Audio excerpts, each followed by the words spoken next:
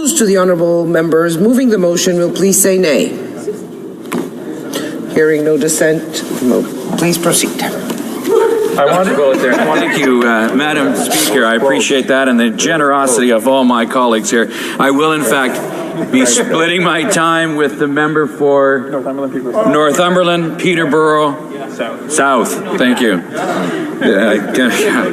I almost said his name. That was terrible. I always appreciate the opportunity to stand in this House and speak to the important issues of the day. And this is quite clearly an important issue, and I congratulate the Minister on presenting this and fulfilling a campaign promise. Of course, we are a little concerned, of course, that, this is something that, other members in this House have already raised, that this is something that we've been calling on for some time, and it's been promised for a while. And of course, had we not had an election that whether it wasn't necessary, if we had our committees up and running, we could be doing an awful lot more. But we see this really. In fact, the Minister in his press conference pointed out that it may not really have that big of an impact because, of course, most federally regulated private sector companies in this country are among the biggest companies in the country, and many of them already have incredibly generous programs to support their workers if they need paid sick leave.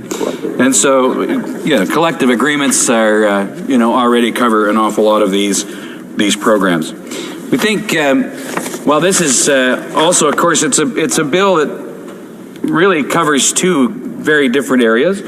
I'll be focusing specifically on the labor portion of it. The other issue, of course, is that we're not entirely sure how many really workers this will cover, but we are looking forward to seeing more details. And we recognize as well that this is an opening towards discussing this further with the provinces and many more businesses. Of course, it's important to keep in mind that as those negotiations begin, as the federal government starts speaking with provinces, to remember the caution that the Canadian Federation of Independent Business has expressed. And that is that they urge the federal government and provincial governments to exercise extreme caution when imposing new costs on small businesses at a time when the majority are still not back to normal sales or out from under the COVID-related debt. Small businesses in this country are already facing a significant increase in employer contributions to CPP as of January 1st, 2022, carbon tax increases in several provinces, as well as other increases in the cost of doing business, including supplies, shipping, and insurance. Additionally, many businesses may be cut off from accessing COVID relief due to higher thresholds and access to new wage and rent subsidy programs, etc. So it's important as these negotiations begin that we keep that in mind. It is important to support workers, but it's also important to remember that small businesses are struggling as well. So Conservatives, I will say at the outset, are generally supportive of this. We believe it's important to support workers, but we also point out that if in fact we hadn't had that unnecessary election and we had our committees up and running, we could be doing an awful lot more to support workers in Canada. In fact, during that unnecessary election, Conservatives talked an awful lot about supporting workers in Canada. We talked about a construction mobility tax credit, where it would allow workers to subtract up to $4,000 per year in temporary relocation expenses from taxable income. It would make it easier for Canadian workers to go where the work is.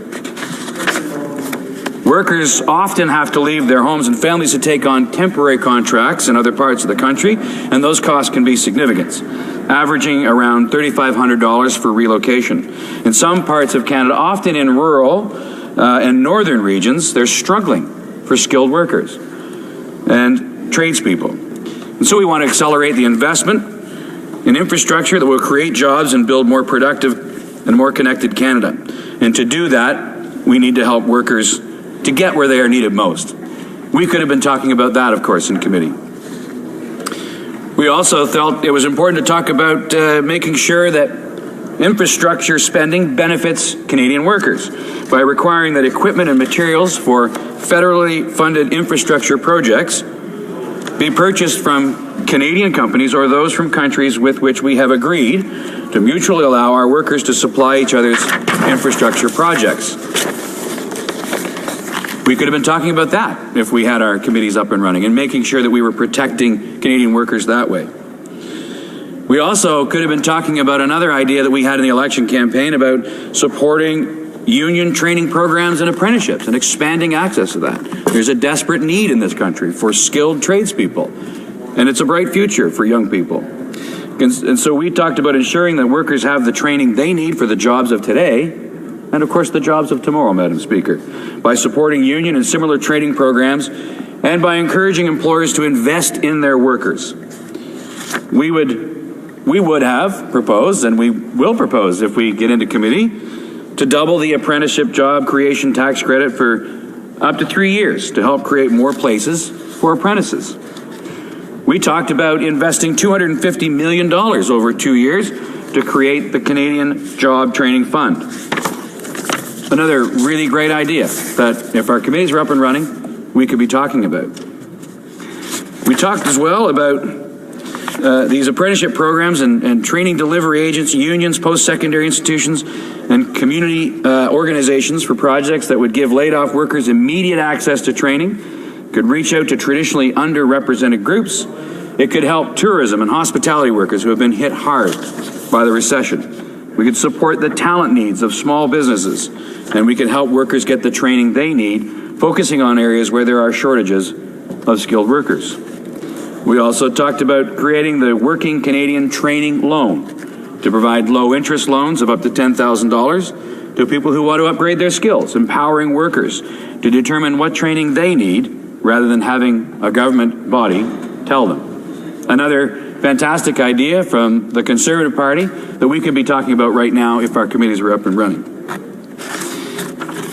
We talked also about making sure that workers have a voice at the table. We proposed giving workers a seat at the table by requiring federally regulated employers with over 1,000 employees or over $100 million in annual revenue to include worker representation on their boards of directors. An innovative idea that we could be talking about right now in committee. Madam Speaker, there are lots of great ideas that came out, and we are eager to get to work.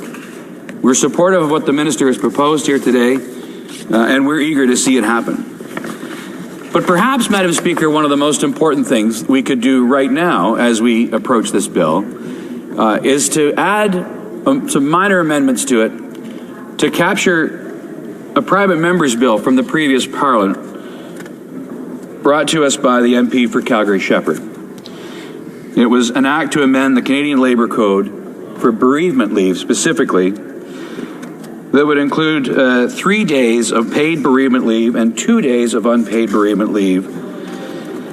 It would create this for parents who have lost a child under the age of 18, or a dependent child with disabilities over the age of 18, or a woman who experienced a stillbirth from 5 days to 8 weeks. Madam Speaker, it is not natural for a parent to bury a child. And we feel that it is appropriate for this government to adopt this motion, and perhaps we could include it in this to make sure that parents have the support and the time they need to heal from a tragic situation like this. I'll leave my comments at that. I look forward to your questions and congratulate the minister again on this motion. Thank you. Questions and comments. Questions et commentaires. The honourable member for Courtenay Alberni. Madam Speaker, I got to say it's a relief to finally hear that the Conservatives are on side for paid sick leave, because throughout the pandemic, I asked the Conservatives repeatedly if they would support paid sick leave, and they said they flat out would not respond, Madam Speaker. People were going to work sick, making a choice between paying rent, buying food, or going to work and infecting possibly their coworkers or getting people sick. The mental stress, the mental health stress that added and compounded to people that were actually going to work, the impact on those businesses and organizations and government agencies has been tremendous. Now, we're glad to see the Liberals finally see the light a year and a half into the pandemic. But I guess my concern is, why has it taken so long for the Conservatives to stand up for workers' health? Now, I really do appreciate the member talking about bereavement, because we support to deal with it. My question again is, why has it taken the Conservatives so long to stand up for the health of workers? Why have they been encouraging them to go to work sick or making a choice of paying their... The honourable member for Parry Sound Muskoka. Madam Speaker, I feel like we're not basking in the glow of warmth of love and everything here. I would say to my honourable colleague that, I think that the Conservatives have always believed in supporting workers and making sure that they don't have to make the choice between putting food on the table and going to work or going to work sick. I'm pleased that we are here today and all sounds like singing from the same hymn book and working together. Maybe we should just continue to do that. And my colleague's speech, my Conservative colleague's speech, whom I thank for his speech, he talked a great deal about parents whose children have died. He's talked a great deal about compassion. But if that's what we're talking about, if it's unacceptable for a parent to lose their child, does someone who is suffering from cancer, do they not need proper support to recover? At the Bloc Québécois, we fully intend to bring back the questions about leave for serious illness from 15 to 26 weeks. Out of compassion, shouldn't someone have more weeks to recover from a serious illness? The honourable member. Thank you, Madam Speaker, and I thank my honourable colleague for that question. And I think that it's a question that's very much worthy of discussion and consideration, and all the more reason why we need to get our committees up and running and discussing these important issues. Thank you. For Mount Royal. Thank you, Madam Speaker. And let me just say what a pleasure it is to hear the member for Parry Sound Muskoka and to hear a pragmatic voice, because we really do need more pragmatic voices in this Commons, and he is an excellent example of one. I wanted to come back to the question of bereavement leave. The member for Edmonton Riverbend in the last Parliament brought forward a bill that would have increased compassionate care leave. And we all came together and increased bereavement leave from 5 days to 10 days for all family members, including caregivers. So that would include if you would lose a child. So can the member please expand on what it is that he's now suggesting? Is he suggesting an additional 3 days beyond the 10 days for parents who lose children? Or is he solely talking about people who lose a child in utero? Thank you very much. For Parry Sound Muskoka. I'm not exactly certain if I could give you much more detail than I have right now. I appreciate your kind comments, but they may come to an end since I cannot give you much more of an answer than that. I will just say that I think it's very important for us to be in committee and working on these issues and having these pragmatic and discussions that would be supportive of workers and families. Thanks. The honourable member for Hamilton Centre, a very quick question. Madam Speaker, hallelujah. Heard here today this honourable member from the Conservative side say the word union perhaps more time than in the last session of Parliament combined. And I would say that I am more than willing, as are most of our NDP caucus, all of our NDP caucus, to continue down that line. He brought up specifically a bill that was first introduced by Chris Charlton and then my colleague Scott Duvall on the construction mobility tax credit. My question is, what other possible worker-friendly, union-friendly policies would this member perhaps present to us today that we might find some common ground on? Excellent. Good question. Very brief answer from the honourable member for Parry Sound Muskoka. Well, I'd like to thank my honourable colleague for the opportunity to list off many more, but of course I've run out of time. I'm happy to sit down with the honourable member and go through it in great detail, and maybe I can convince him to support all of our wonderful proposals to support workers and families. Thank you. Debate, the honourable member for Northumberland, Peterborough South. Thank you, Madam Speaker, and congratulations on your appointment there. Amazing. And I'd like to say, you know what, I'm not sure what's breaking out in this place. Maybe we truly are basking in the light, or our love and affection is breaking out, because I heard the Conservatives say union, which I will say again, and I heard the NDP give a religious refrain, the word hallelujah. So hallelujah to that. So I would like to start out by, because this is my first opportunity to rise in this wonderful house, for thanking the wonderful people of Northumberland, Peterborough South, for once again putting their faith in me.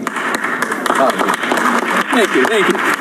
2019 was the first time I was elected, and truly a privilege and an honor of a lifetime. But I must say, the second election may have even given me more pride and more reason to celebrate as people had the opportunity to judge what we were doing as a Conservative Party, and they quadrupled my margin. And that is a great testament to the work that our official opposition is doing, and I greatly appreciate it. I would also just like to take a moment and thank the wonderful volunteers on my campaign, as I know was the case for many members across this great place. We had volunteers who knocked hundreds and thousands of doors, who came out and talked to people and supported people and gave their time freely. It is truly the volunteers of our country, political and otherwise, that are the fabric of our great nation. And so I thank all my volunteers and just volunteers in general. And finally, I'd like to thank my wonderful son, James, my wonderful daughter, Margaret, and my great and very patient wife,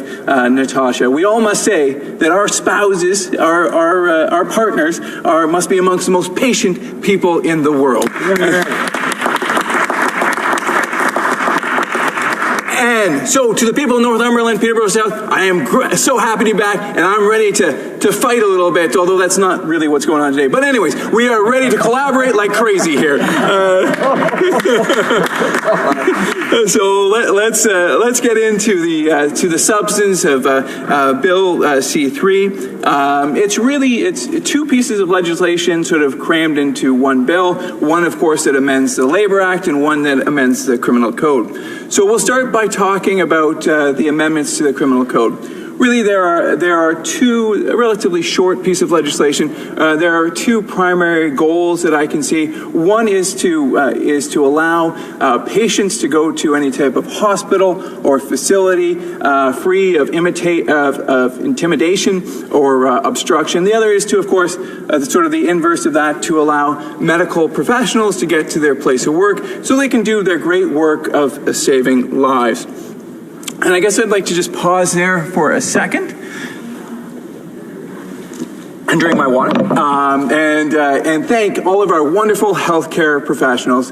I'm blessed by having many of those in my direct family, and I saw firsthand as they went to work, while many of us were able to Zoom or were able to do their work from home in the safety of our homes throughout the pandemic, our frontline workers had to go out to their hospitals, their healthcare facilities, the long-term care facilities, day after day after day, facing the COVID-19, facing the threat of infection, not just for them, but for their family. And something that's probably not as reported, but having healthcare professionals in my family, I saw it firsthand, was having to wear that PPE day after day after day for 12 hours. Many healthcare professionals work over 12-hour shifts, and sometimes not in the greatest of conditions while facing the COVID-19. So we certainly owe all of our frontline workers, our healthcare workers, a great debt of gratitude. And so when we look forward and we say to these folks who are going in and literally saving lives, I think it only makes sense that they have free, clear, and safe passage to their places of work. But when we get into the legislation, I really am looking forward to working in committee. I believe this legislation will pass and make it to committee, and I think it's absolutely critical that we get there and we get down to legislation. And I would just like to say a little bit about this legislation, and it is absolutely clear because, as we've already heard the members of the New Democratic Party discuss, I was here in this House hearing them bring this up over and over and over again. And I wonder, and I don't mean to break the spirit of nonpartisan in the basking of the light there, but I really wonder if in fact we hadn't gone to the unneeded, unnecessary election, that we haven't sat in this House for 8 months by the time that committees will be struck. So in that time, we could have done some great things. Instead of that $600 million going to quadrupling my margin, which I appreciate, but probably was not worth that $600 million, we could have used that $600 million for paid sick leave, right? We could have used that $600 million to build new hospitals. We could have used that $600 million to help provinces fund new schools. So I look forward to getting down to work, getting to committee. I'd also say the election was September. We are not going to have committee till February. till February. We got to do a better job at managing it, right? So we're there to help you. I mean, look at us as a nonpartisan way. I'm reaching out my hands here to the minister. Let's get to committee as quickly as we can. We need to have the democratic process working. This House is amongst the greatest in our country, and I celebrate it working together. So, when we talk about our healthcare, when we talk about our healthcare workers, absolutely no doubt that we need to give them safe passage, as I said.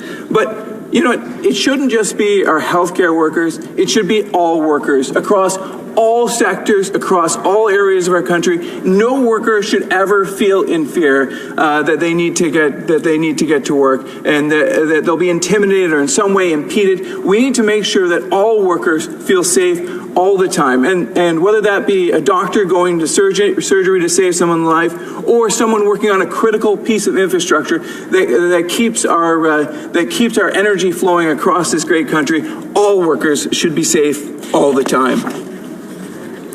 When we look at that, one of the things I look forward to discussing and hearing expert testimony about at committee is weighing the right between a peaceful protest. I would say respectfully that we need the right to express and to protest. It's our democratic right to express our concerns, our fears, or even our anger at points. And we have to be careful, but that being said, there is a clear line that where someone feels intimidated, that right to freedom of expression stops. And so I would agree with the minister on that issue, but I want to hear more about that at committee and that discussion, because we need to weigh both the rights of freedom of expression, the right to protest, but of course that right, I believe, ends at where people start to enact violence or the threat of violence, which is no place in Canada, regardless of the place of work. I'll talk a little bit about the paid sick leave, just to conclude here. I would just say that, you know what, times are getting so much tougher for Canadian workers across this great land. We have 4.7% inflation. The cost of nearly everything is going up. We have fully 53% of Canadians within $200 of insolvency. Many are giving up the dream of home ownership because the price of everything. We need to get our country back to more affordable. And certainly when it comes to a Canadian, people should not have to put their lives at risk to feed their families. Let me say it again. People should not have to put their lives at risk to feed their family. And so we need to make life easier for Canadians. We need to make it more affordable, and we need to make sure that all Canadians can be safe. And we also, this is one of the things I want to hear at committee discussion of this. We need to make sure that Canadians' businesses remain competitive at all times. Of course, it's Canadian businesses, it's Canadian entrepreneurs that drive many of the great employment opportunities.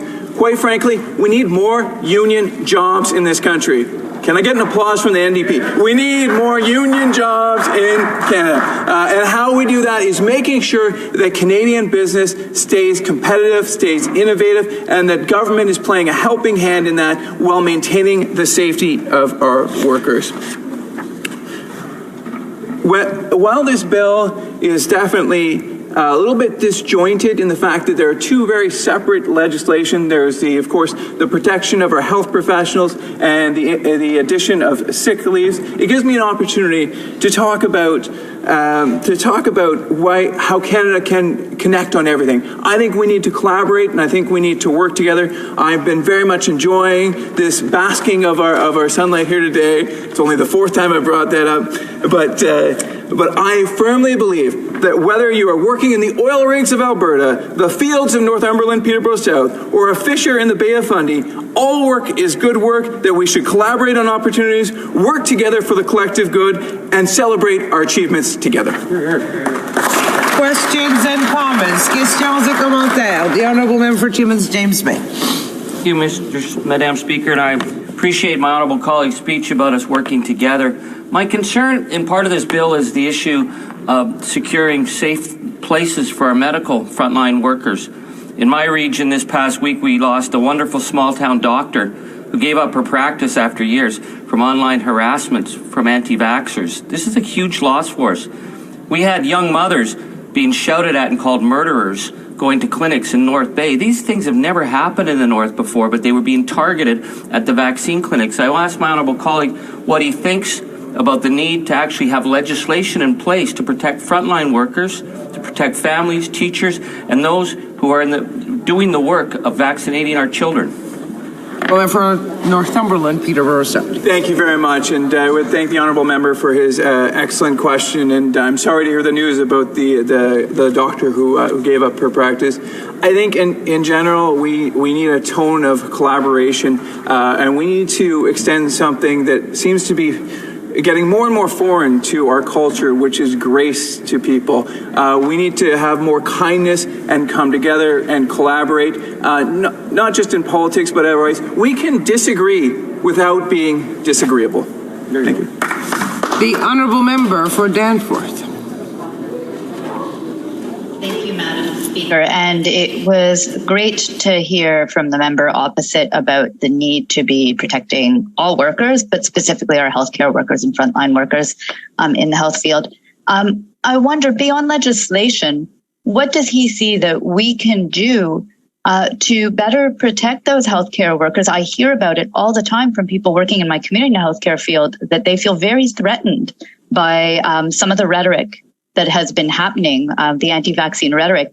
How can we work within our own, I would say within his party, but also within our communities to make sure that we can create a safer environment that goes beyond simply the laws, but in being disagreeing without being disagreeable? Member for Northumberland, Peterborough South. Thank you very much for that difficult but fair question there. I would say to everyone, they said, you know what, there is nothing wrong with going into the battlefield of ideas and bringing the best ideas and even having heated arguments. But that's no reason for us to ever disrespect each other. Never a reason to show that we don't love one another. We live in the greatest country together. We're going to work this together, and we'll continue to be the greatest country in the world because we've got the best people in the world. Questions and comments. The honourable member for l'honorable député de Berthier-Masquinongé. The honourable member for Berthier-Masquinongé. Thank you, Madam Speaker. I want to thank the colleague for his speech. I was listening carefully to what he said, and I agreed with him when he talked about committee work. It's a little bit surreal this morning. Compared to other days in the House, today everyone seems to be in a good mood, happy to work together. It's a little paradise. I'm very pleased to see that. In fact, I think it should always be like that. But this is actually how things work in committee. And so I think my colleague is right about that. But he scared me a little bit when he said, well, I don't think that the committees will sit before February. That's scary, and I think that doesn't make any sense. So what would he propose to get the committee work going? And what is the Conservative position on that? Does he think that our Liberal friends might be able to get things going a bit more quickly? Because currently, everybody's playing nice, but unfortunately, things aren't really moving forward. Thank you. For Northumberland, Peterborough South. We want to get to work. Je travaille. I want to get to work. Yes, we absolutely want to get to work, and we would be saying to our friends across the aisle, let's get this done. Let's get the negotiations over. Let's get to committee. Let's help the people of Canada. The honourable member for Hamilton Centre. Thank you, Madam Speaker. I really need to strike while the iron is hot here with my good friend from Northumberland, Peterborough South, who made the bold statement from the Conservative side that we need more union jobs in Canada, and I couldn't agree more. So through you, Madam Speaker, to the honourable member, will he rise in the House today and join the New Democratic Caucus in supporting sectoral bargaining to ensure that more Canadians across the country can have access to good-paying union jobs? Member for Northumberland, Peterborough South. I thought he was asking me to cross the floor, Madam Speaker, for a second there. And while I do respect the members over there, I'm completely happy here in the Conservative Party, where we will, when we form government, get more union jobs in Canada. Reprise du débat. Resuming debate. The honourable member for Rimouski, Nejet, Témiscouata-les-Basques. Madam Speaker, I'll get straight to the heart of the matter. I'm going to be sharing my speaking time with the member for Rivière-des-Mille-Îles. I believe the member needs the unanimous consent of the House to do so. Does the honourable member have unanimous consent? Very well, we may proceed. Thank you, Madam Speaker. I rise today to speak along with my colleagues. Madam Speaker, I'm pleased to speak today to recognize the International Day of Persons with Disabilities and some of the incredible organizations in my riding of Kitchener Centre who are working to enable people with disabilities to live with independence and dignity. From Kids Ability, who empower children and youth with special needs to realize their full potential, to KW Rehabilitation, who works with our community to inspire abilities to enrich the lives of children, youth, adults, and families. The list, it goes on and on. It includes Extend to Family Waterloo Region, KW Accessibility, Adults in Motion, Christian Horizons, Bridges to Belong, Independent Living Waterloo Region, Community Support Connections, and the Social Development Center. These organizations, fueled by their wonderful clients, volunteers, donors, and staff, are serving with compassion and improving lives every day. But, Madam Speaker, we must do more to create an inclusive country for everyone. I'm proud to be sponsoring my first petition with the leadership of Disability Without Poverty, calling to fast track the honourable member for St. John Rothesay. Madam Speaker, I rise in this House today, humbled and privileged to be returned for a third term. I want to thank the people of St. John Rothesay for their amazing support in giving me such a strong mandate. But Madam Speaker, as we all know, you can't get here alone. I want to thank my family, my beautiful wife Denise, my sons Christian and Connor. I want to thank my campaign team led by Kevin Collins and Warren Coombs. I want to thank those that campaigned in my riding, even the leader of the official opposition who campaigned not only once but twice in my riding. I want to thank everybody that helped me return. Madam Speaker, I was elected to come here, collaborate, and advocate for the riding of St. John Rothesay. I'm here to deliver critical funding for projects like Port Phase 2, the Coverdale Transitional Center for Women, Transitional Housing. I was elected to come to Ottawa to fight for my riding of St. John Rothesay and to get to work, and Madam Speaker, I am going to do just that. Thank you. The honourable member for Cumberland Colchester. Madam Speaker, Nova Scotia is the most beautiful province in Canada. I am fortunate to represent the riding of Cumberland Colchester and visit natural sites such as the Cliffs of Fundy UNESCO Global Geopark. There are 5 UNESCO sites in Canada, and the Cliffs of Fundy is the only one in Nova Scotia to be bestowed this honour. Within this park are highlights such as the highest tides in the world, the Not Since Moses run along the beach floor, and Ottawa House by the Sea, a summer residence of Sir Charles Tupper. This majestic park stretches 165 kilometres across the north shore of the Bay of Fundy, spanning 77 communities from Lower Truro to Apple River. Tourists from around the world visit the park's captivating and unique scenery and adventurous activities. I would like to take this moment to congratulate the Executive Director of the Geopark, Beth Peterkin, for being awarded the annual Lieutenant Governor's Community Spirit Award, celebrating the power, strength, and diversity of vibrant communities across Cumberland Colchester. For Aurora, Oak Ridges, Richmond Hill. Thank you, Madam Speaker, and it's wonderful to see you there, and congratulations on your appointment. I am pleased to stand on behalf of all of my constituents in the House today. Aurora, Oak Ridges, Richmond Hill, and the Greater York Region area is composed of delicate, interconnected natural ecosystems. Madam Speaker, there are 2 highways the provincial government is proposing to construct in York Region. Highway 413 would run through Vaughan, Caledon, Brampton, and Halton Hills to meet highway at 401 and 407 interchange. The other is the Bradford Bypass, which will cut through the Holland Marsh to connect highways 400 and 404. Each of these projects comes with profoundly negative environmental consequences, such as running through the pristine greenbelt and fertile farmlands, raising emission levels, degrading the water quality in Lake Simcoe, and undoubtedly leading to increased development in the green spaces surrounding them. I stand here today to draw attention to the adverse impacts on the environment these projects will cause and to the opposition raised by several First Nations who will be affected thereby. Nearly 10,000 community... The honourable member for Churchill, Kawachino-Kaski.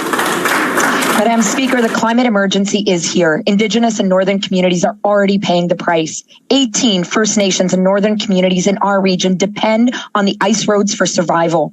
For a few weeks a year, thousands of Indigenous peoples depend on temporary ice roads we call winter roads to bring in fuel, building supplies, water trucks, equipment, bulk food, what they need to survive. These First Nations have severe housing crises and a shockingly high cost of living. Ice roads are a lifeline, but they are disappearing. A warming and unpredictable climate means shorter seasons, and this year is even worse. Communities like the East Side First Nations need all-weather roads now. This was in the works under our NDP provincial government, but the Conservatives canceled it, and the federal Liberals couldn't care less. But this can no longer pass. It is a matter of life and death. It's time the federal government work with First Nations to build an all-weather road system. It's time the federal government gets serious about climate change and stand with Indigenous communities. The Honourable Member for Madawaska-Restigouche. Thank you, Madam Speaker. Every day, the entrepreneurs in Madawaska-Restigouche demonstrate their passion and talent. Creativity since the pandemic. Our local businesses were able to stand out, making a difference in our communities, and we are very proud of them. Our businesses have held down the fort, and they continue to help our neighbors, our friends, our families, and they provide a good service with a top quality welcome. A good way to show our recognition is to shop locally for Christmas. And that way we will encourage the economic vitality of all our community. The economic spin-off goes further than the business itself. I encourage people of Madawaska-Restigouche to discover or rediscover what our local businesses have to offer. Buy local. Achetons ici. Let's buy here. Thank you, Madam Speaker. The Honourable Member for Stormont Dundas. Few examples in my riding, organizations in Down Valley North like Shile Nianhua Senior Center, the Armenian Community Center, and the Iranian Women's Organization of Ontario have helped seniors to learn, use technology to stay connected at home, held virtual exercise classes to keep seniors active, socially involved, and host online painting workshops. For anyone who wishes to apply, application for funding closed on December 21st. I encourage all eligible community organizations to apply for this wonderful program. Thank you. The Honourable Member for Argenteuil-La-Petite-Nation. Thank you, Madam Speaker, and I want to congratulate you for being elected. I take this opportunity today to rise in the House and to thank sincerely the constituents of my riding, Argenteuil-La-Petite-Nation, for having put their faith in me for a third time. Thank you to my family, my friends, our volunteers, my children, for having supported me since 2015. I am proud to represent and to take part in fostering the development of our beautiful riding in cooperation with elected officials, the 4 MRCs in my riding, my colleagues in the Quebec government, entrepreneurs, and the residents of my riding. I am committed to continuing the work that we began together in 2015 with a wonderful, experienced, and diverse team. Thank you to Danielle, Jean, Timmy, and to Martin, who just joined the team. Thank you, Madam Speaker. The Honourable Member for Laurelyn Hubie was born yesterday to parents Adam and Karina. All are healthy, and I thank God for her safe arrival. 18 months ago, I also questioned the Minister of Finance as to the level of debt that my first granddaughter Brindley was to inherit, and asked this question before the massive overspending for the past 18 months. Today, Hannah and her parents, and indeed all Canadians, are facing rising monthly inflation rates and a housing affordability crisis. I implore this government to address our country's financial mess. Many of us began our business careers amid the rampant inflation and the interest rates that rose dramatically during the early 1980s. Surely this isn't the future that we wish for our children and grandchildren. Let's fix it. the Honourable Member for South Shore St. Margaret's.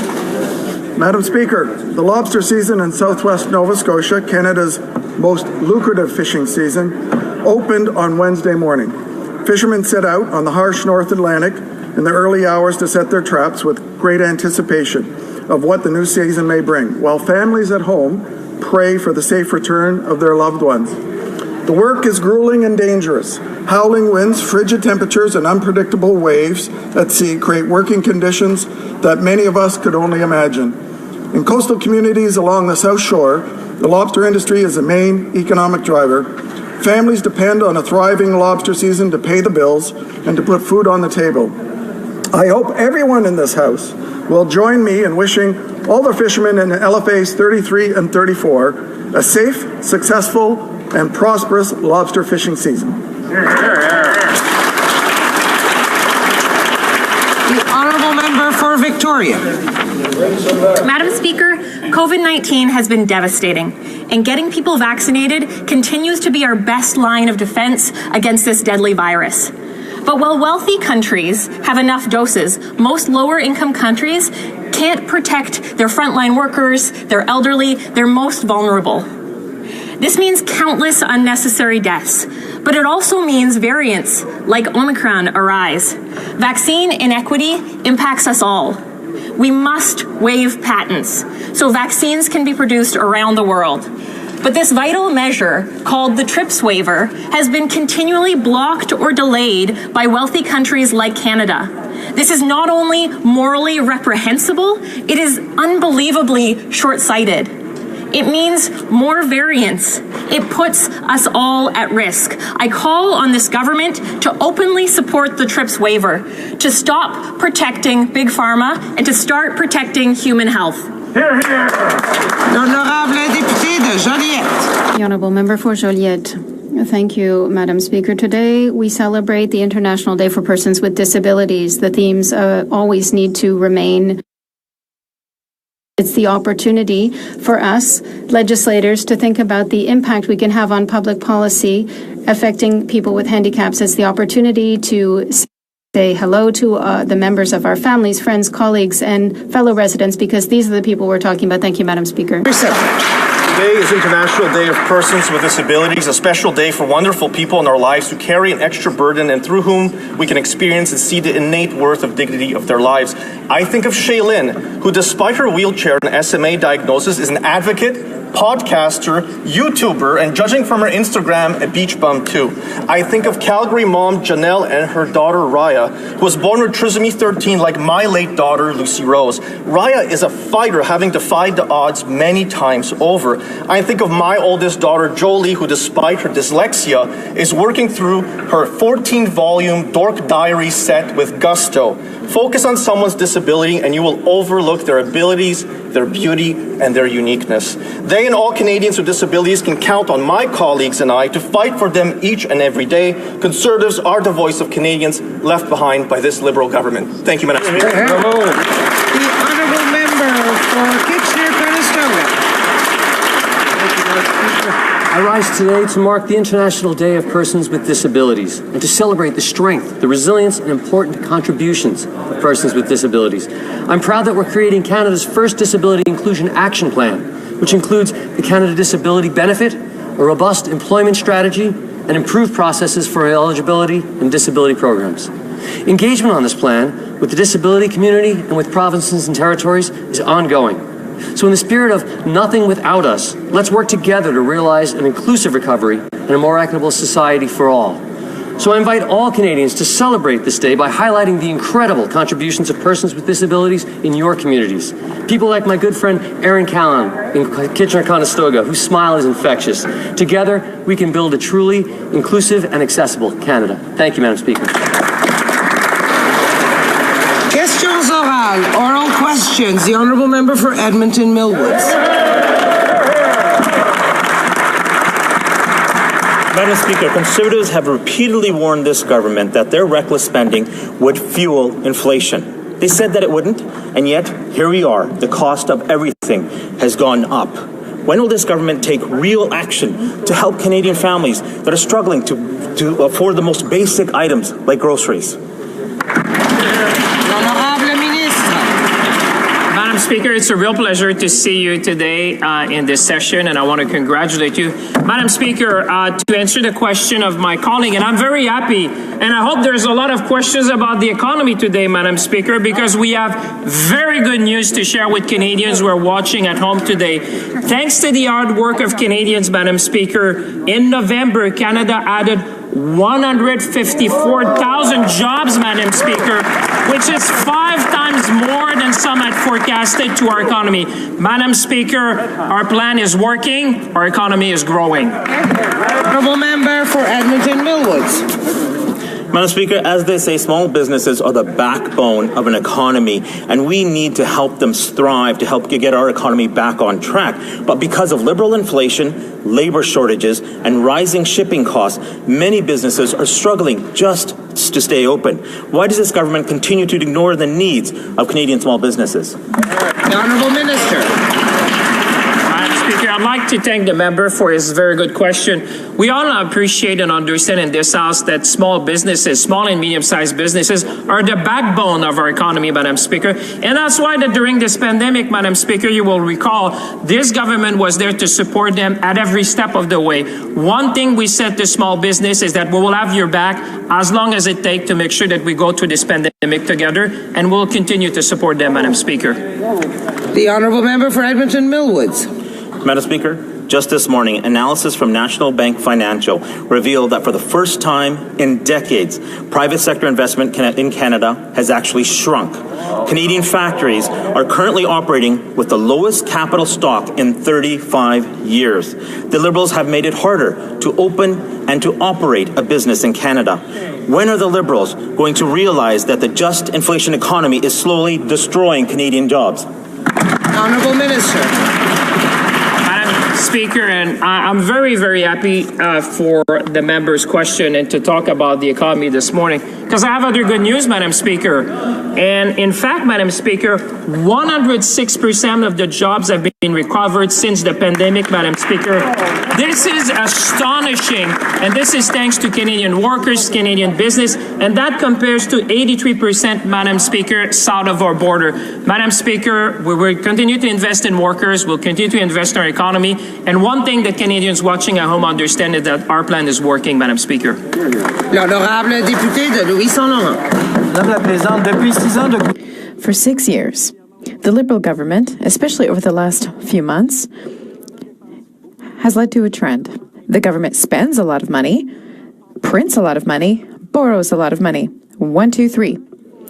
3 aspects that mean that Canada is dealing with the worst inflation crisis since 2003. Every Canadian family is paying more and dealing with a higher cost of living. Could the Liberal government commit to just one small, responsible thing? Is the government ready to control their expenditures?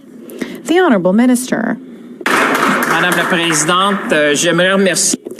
I would like to thank my honourable colleague for Louis Saint-Laurent, for whom I have a great deal of respect. I am pleased because this morning he's giving me the opportunity to share great news with the House and Canadians. Thanks to the hard work of Canadians, in November, Canada added 154,000 jobs. That's 5 times higher than some forecasts. If there's one thing that Canadians are saying, it's that our plan is working because our economy is growing. The Honourable Member for Louis Saint-Laurent. Well, Madam Speaker, I invite my colleague to go somewhere where they're distributing food baskets and say that everything's going well. No, things are not going well. Families are suffering more, are paying more, and that's true for every Canadian family. In my riding, there's a relief assistance organization, Amélie Frédéric, that's noted a 25% increase in requests for food baskets. 25%! That is the reality of inflation. The director of Amélie Frédéric said that our donors of yesterday are recipients today. The Honourable Minister. Madame la Présidente, je voudrais remercier le député. I'd like to thank the member for Louis Saint-Laurent. And I understand that I distributed food baskets to families in need earlier this year, but if there's one thing that Canadians will remember about this government, it's that when there was a pandemic in Canada, we were there to support them. We were there for families, we were there for workers, and we were there for businesses. The best thing we can do, and I would give some advice to the member in opposition, is to support Bill C-2, which will continue to help families and workers in Canada. The Honourable Member for Saint-Jean. Madam Speaker, for 8 months, the government has been hiding information about what led to the firing of 2 scientists at Canada's top secret virus research centre. For 8 months, the government has refused to produce documents that would shed light on possible espionage for China. Now, it's changing its mind and offering to present documents to opposition parties, but in an extremely restricted and controlled way. The government leader calls this a gesture of good faith. Does this mean that for the past 8 months, the government's been acting in bad faith?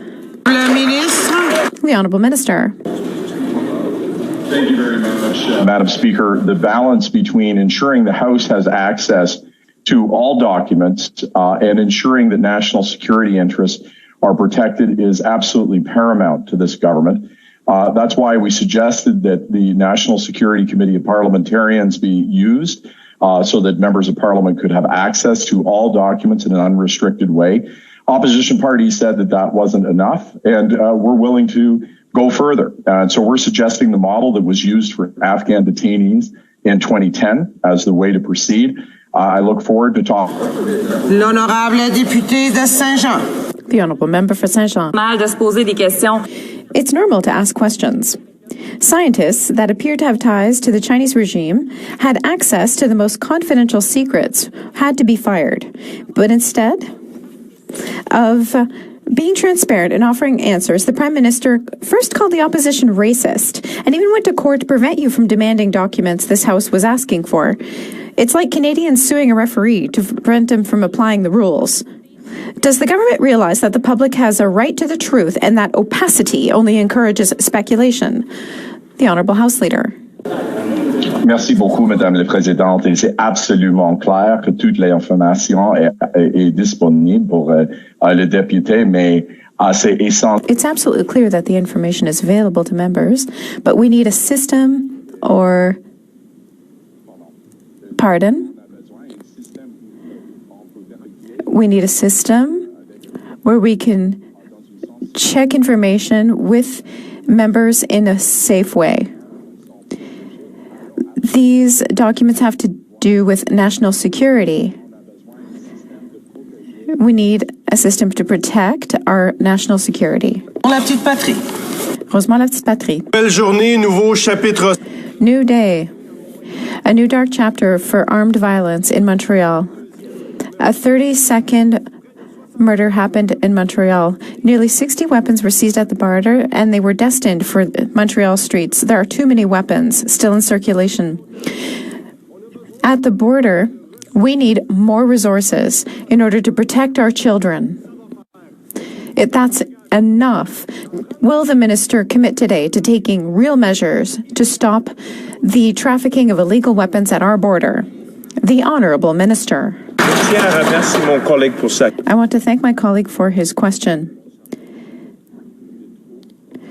Every case is one too many.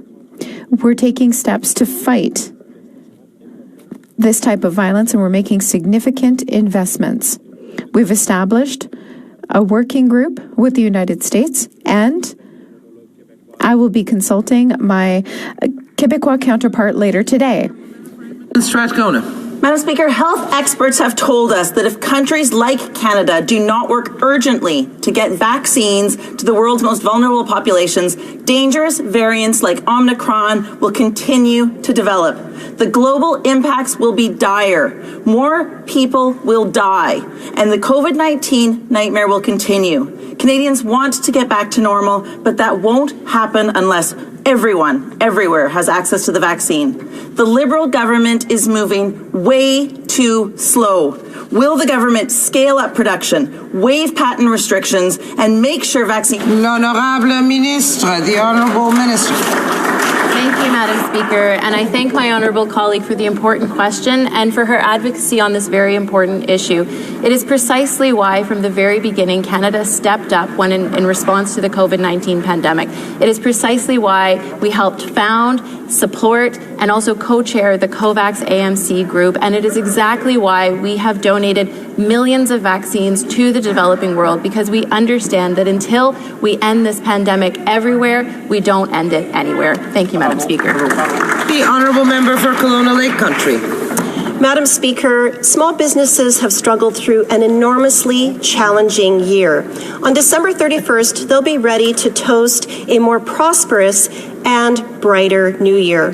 But who will be knocking on their doors when the clock strikes midnight? The Liberal tax collector. The New Year's hangover this year will be the CPP increase. After such a difficult 2021, why are the Liberals increasing CPP taxes on businesses? Great question. The Honourable Minister. Madam Speaker, it's a real pleasure to be raising in this House again today. Madam Speaker, I think the member is misleading in the question, Madam Speaker. In fact, Madam Speaker, this is not an increase, Madam Speaker. This is not a tax, Madam Speaker, and we will make sure that we'll be there. What Canadians understand, Madam Speaker, is that we have been through them, we have been with them at every step of the way during this pandemic, and we'll continue to be there for small and medium-sized businesses, Madam Speaker. Honourable member for Kelowna Lake Country. Well, Madam Speaker, the government says the January 1st payroll tax hikes are necessary, but a payroll tax needs a payroll to tax. Statistics Canada's most recent survey of business conditions say that 1 in 4 businesses expect their profitability to be down by the end of the year. And there's been many times this year where more businesses have closed than opened. Is the government not concerned that a higher tax in this country's current economic conditions could cause further small businesses to fold? Great question. The Honourable Minister. Madam Speaker, I'd like to thank the member for the question because it gives me a chance to explain to this House and to Canadians who are watching at home this morning, Madam Speaker. One thing that Canadians and small businesses across this nation will remember, Madam Speaker, is that we have been with them at every step of the way to this pandemic, Madam Speaker, at the start, during the pandemic, and will continue. One piece of free advice I have for the Conservative, Madam Speaker, if they are genuine and wanting to help small businesses in Canada, why don't they support Bill C-3 instead of voting against like they did yesterday? The honourable member for Hastings, Lennox and Addington.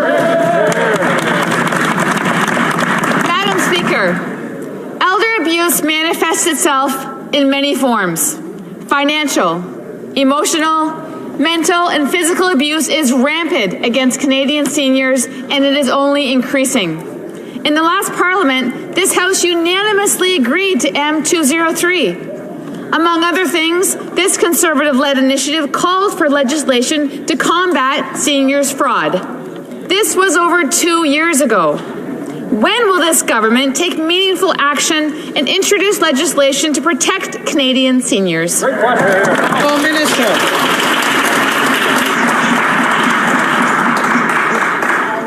Is totally unacceptable and is an issue that is extremely important to our government and an issue that we all take very seriously. We're working on initiatives to combat seniors abuse, including strengthening the law, creating a national definitions and better data collection, Madam Speaker. This builds on the work that we're already doing with the National Seniors Council projects, Madam Speaker, such as New Horizons for Seniors program, help raise awareness around seniors abuse. And I hope the honourable member and indeed all members in this House apply for the call for proposals for New Horizons for Seniors program. The deadline is December 21st, and I hope all members apply. The honourable member for Hastings, Lennox, Leamington. Madam Speaker, last week I rose in this place to ask the government when they were going to rectify their GIS clawback that is currently crippling vulnerable seniors. The Deputy Prime Minister, in the process of deflecting the question, touted a one-time payment of $500 as some sort of compensation. Our seniors are losing up to 9 times that amount because of this clawback. I ask again, when will this government show compassion and step up? Our seniors need it, and they deserve it. Honorable Minister. We all know just how challenging this pandemic has been on seniors. And Madam Speaker, every single step of the way, this government has been there to support seniors, especially those most vulnerable, by strengthening their GIS. We moved very quickly, Madam Speaker, to provide immediate and direct financial support to seniors. When it comes to the CERB GIS issue, Madam Speaker, we are aware of this issue, and I can assure the honourable member that we're working on this issue to find the right solution to support those affected. As always, Madam Speaker, we will be there for our seniors. Honorable député de Bellechasse, les Etchemin-Lévis. Bonjour, Madame la Présidente. Yesterday, U.S. countervailing duties on Canadian lumber doubled. I spoke last night with the Quebec Forest Industry Council, which is very alarmed for these businesses that create 60,000 direct and indirect jobs. The money that these companies make is being swallowed up by American customs instead of being reinvested. Many of them are family-owned businesses like DG in Saint-Aurélie, Dacom in Saint-Just, or Sierry-les-Mets in Sainte-Marie.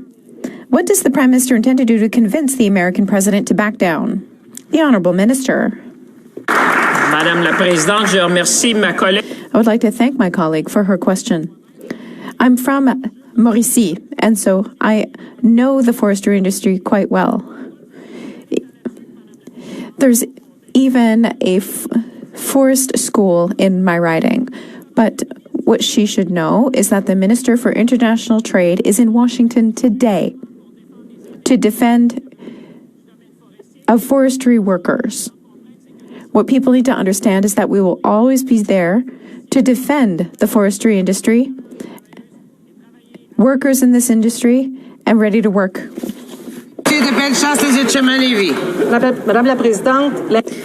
Madam Speaker, inflation is hitting Canadians hard. Home ownership is in doubt for many.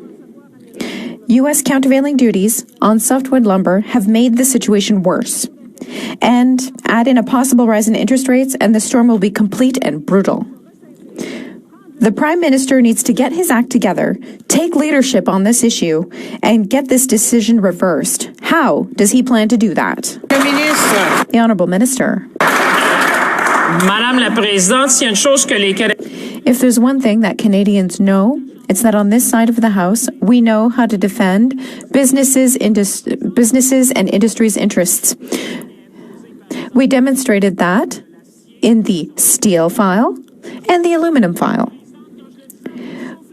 When I was running out of breath earlier, what I was trying to say is that the Minister for International Trade is in Washington to defend the interests of forestry workers and to defend the interests of the industry as a whole. That's what we're doing today, and it's what we're going to continue to do. Député d'Avignon-Lamitis, Madame Matapédia. Madame la Présidente, ça s'est encore produit. It happened again.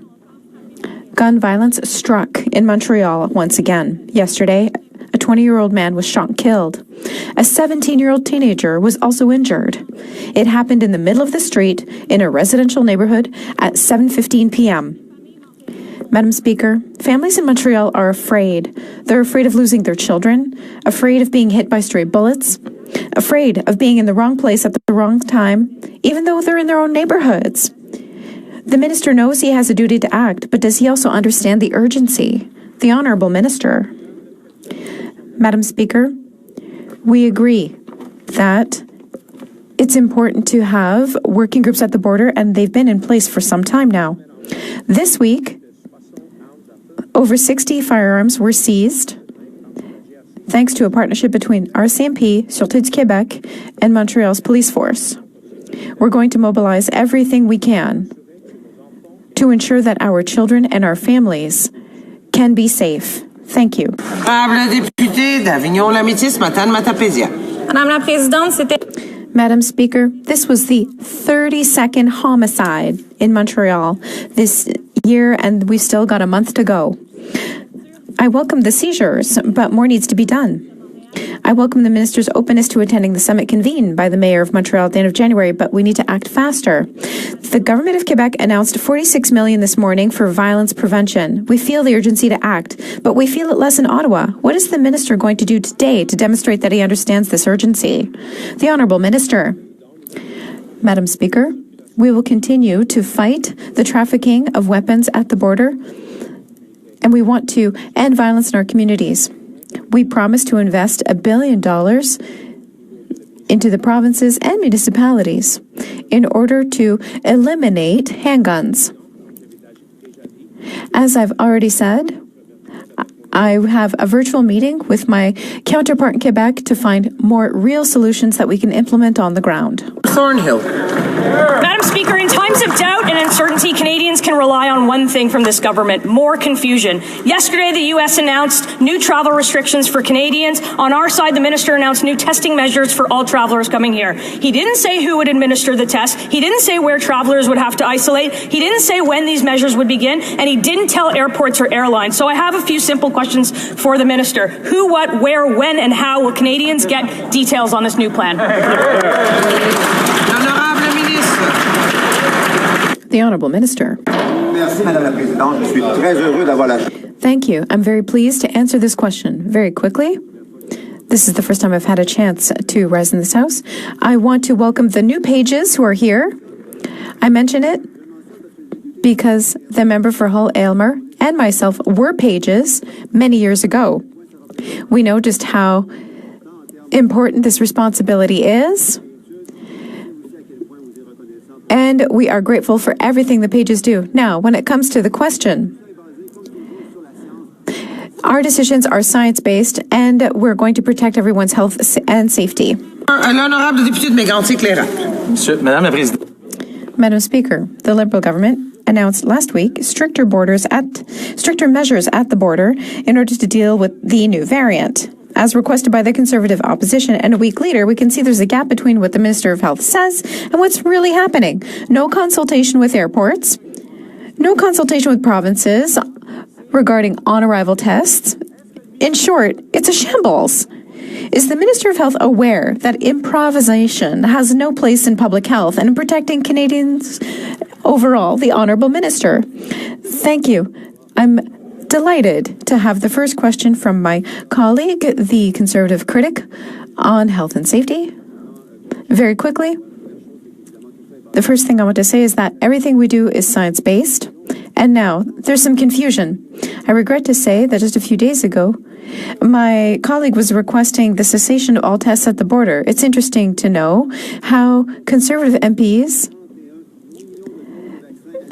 have received vaccinations in the country. The Honourable Member for Thornhill. Wouldn't add to the confusion. Canadians are stranded in South Africa. They're desperately trying to get assistance from this government. Yes. They're having to jump through hoops just to find an affordable PCR test or a safe flight back home. Instead, their calls for action have gone unanswered by this government, and it's scrambling to provide them clear guidance. Does the minister have a plan to help bring these stranded Canadians home, or are they just going to keep sending those calls to voicemail? Madam Speaker, and I'm again very pleased to be able to say a bit more on that. We are delighted to work very well and very constructively with airports across Canada, with public health officials. I'm also pleased to remind every Canadian that the best way to protect ourselves is following public health measures and be vaccinated. And talking about a call to action, what about the action of Conservative MPs who have not yet been able to benefit from the 61 million doses already administered to Canadians? L'honorable député de Mégantic-L'Érable. Parlons de la lenteur, Madame la... Talking about being slow, this government has been slow to act. Everybody recognizes that they were slow to act at the beginning of the pandemic, slow at the border, slow with vaccines. To this day, no one seems to know who's going to pay for on-arrival tests for international travels. The health minister said on Wednesday it's going to take a long time to set up. It will take time. Really? 20 months later? Haven't they learned anything yet? The Liberals don't understand that time is what counts the most to avoid a fifth wave. Why are the Liberals so slow to act? Madam Speaker, I am so pleased to answer this question. Just a few months ago, my colleague and his colleague for Calgary Nose Hill were saying that Canadians should wait and are going to be waiting until 2030 to get vaccinated. I am pleased to remind my colleagues that we are among the most advanced countries when it comes to vaccination. But we might have to wait until 2030 for all the Conservative MPs to get vaccinated.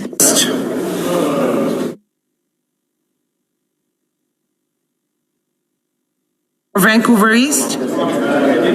The Liberal government has failed to meet even 1/10 of their commitment of protecting Afghan refugees. Their continued insistence on layers of red tape have left tens of thousands of Afghans fleeing the Taliban unable to get to safety. With each passing day, Afghan collaborators, human rights advocates, judges, women and girls face heightened risks. Will the Liberals simplify documentation requirements, waive the need for refugee status determination, as was done for the Syrian Refugee Initiative, grant temporary resident permits for those in need, and increase staffing for processing? Honourable Minister.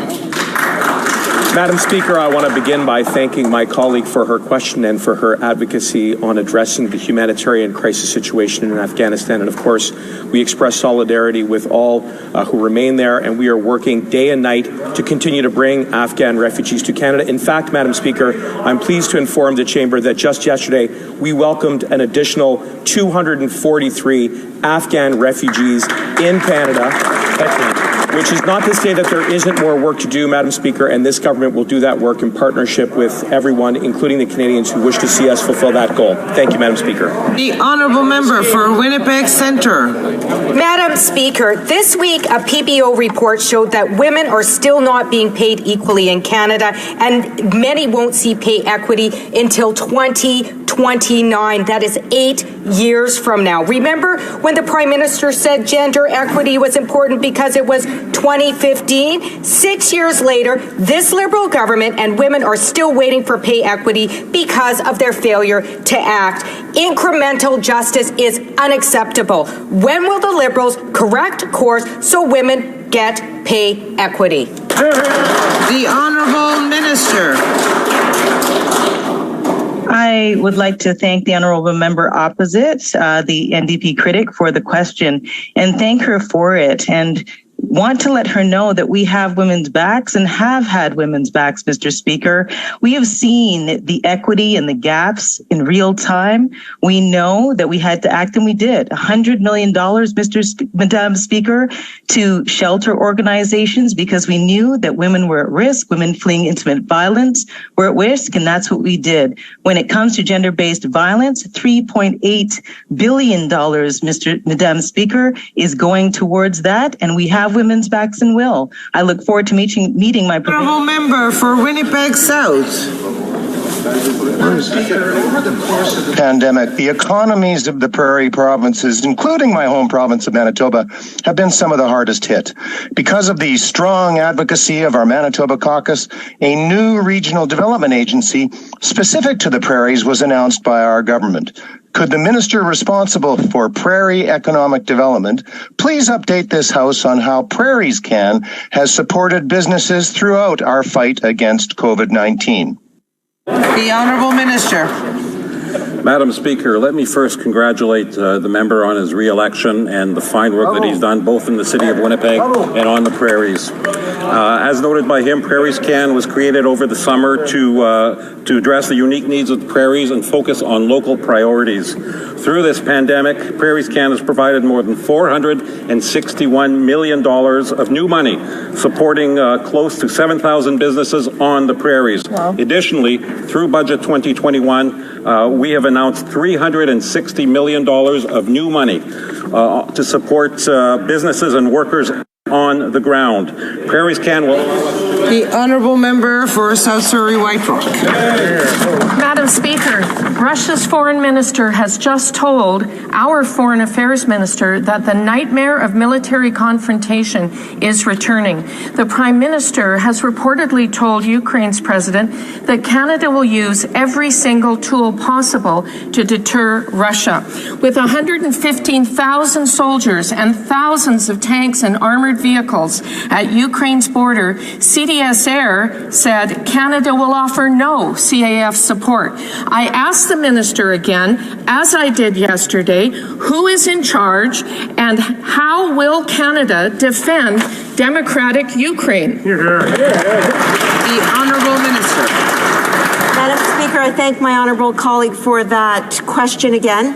And I will just say that since 2015, under Operation Unifier, Canada has been steadfast in its support of the Ukraine with troops on the ground, undertaking training exercises day in and day out. We stand with our Ukrainian partners as well as our NATO allies in terms of presenting a united front against unwarranted Russian aggression. And we will continue to work on a multilateral basis to uphold the international rules-based order, peace and democracy. Thank you, Madam Speaker. Member for Saskatoon University. Thank you, Madam Speaker. Just last year, this government said that there's no path to net zero without nuclear. But when it comes to nuclear energy and SMRs, the new environmental minister is hiding, both in virtually and in reality. I'd like to congratulate Ontario for selecting GE Hitachi last year as the design partner for SMRs. And I would like to know if our new Minister of the Environment will continue hiding from nuclear energy, or will he take the opportunity today and congratulate Ontario? The Honourable Minister.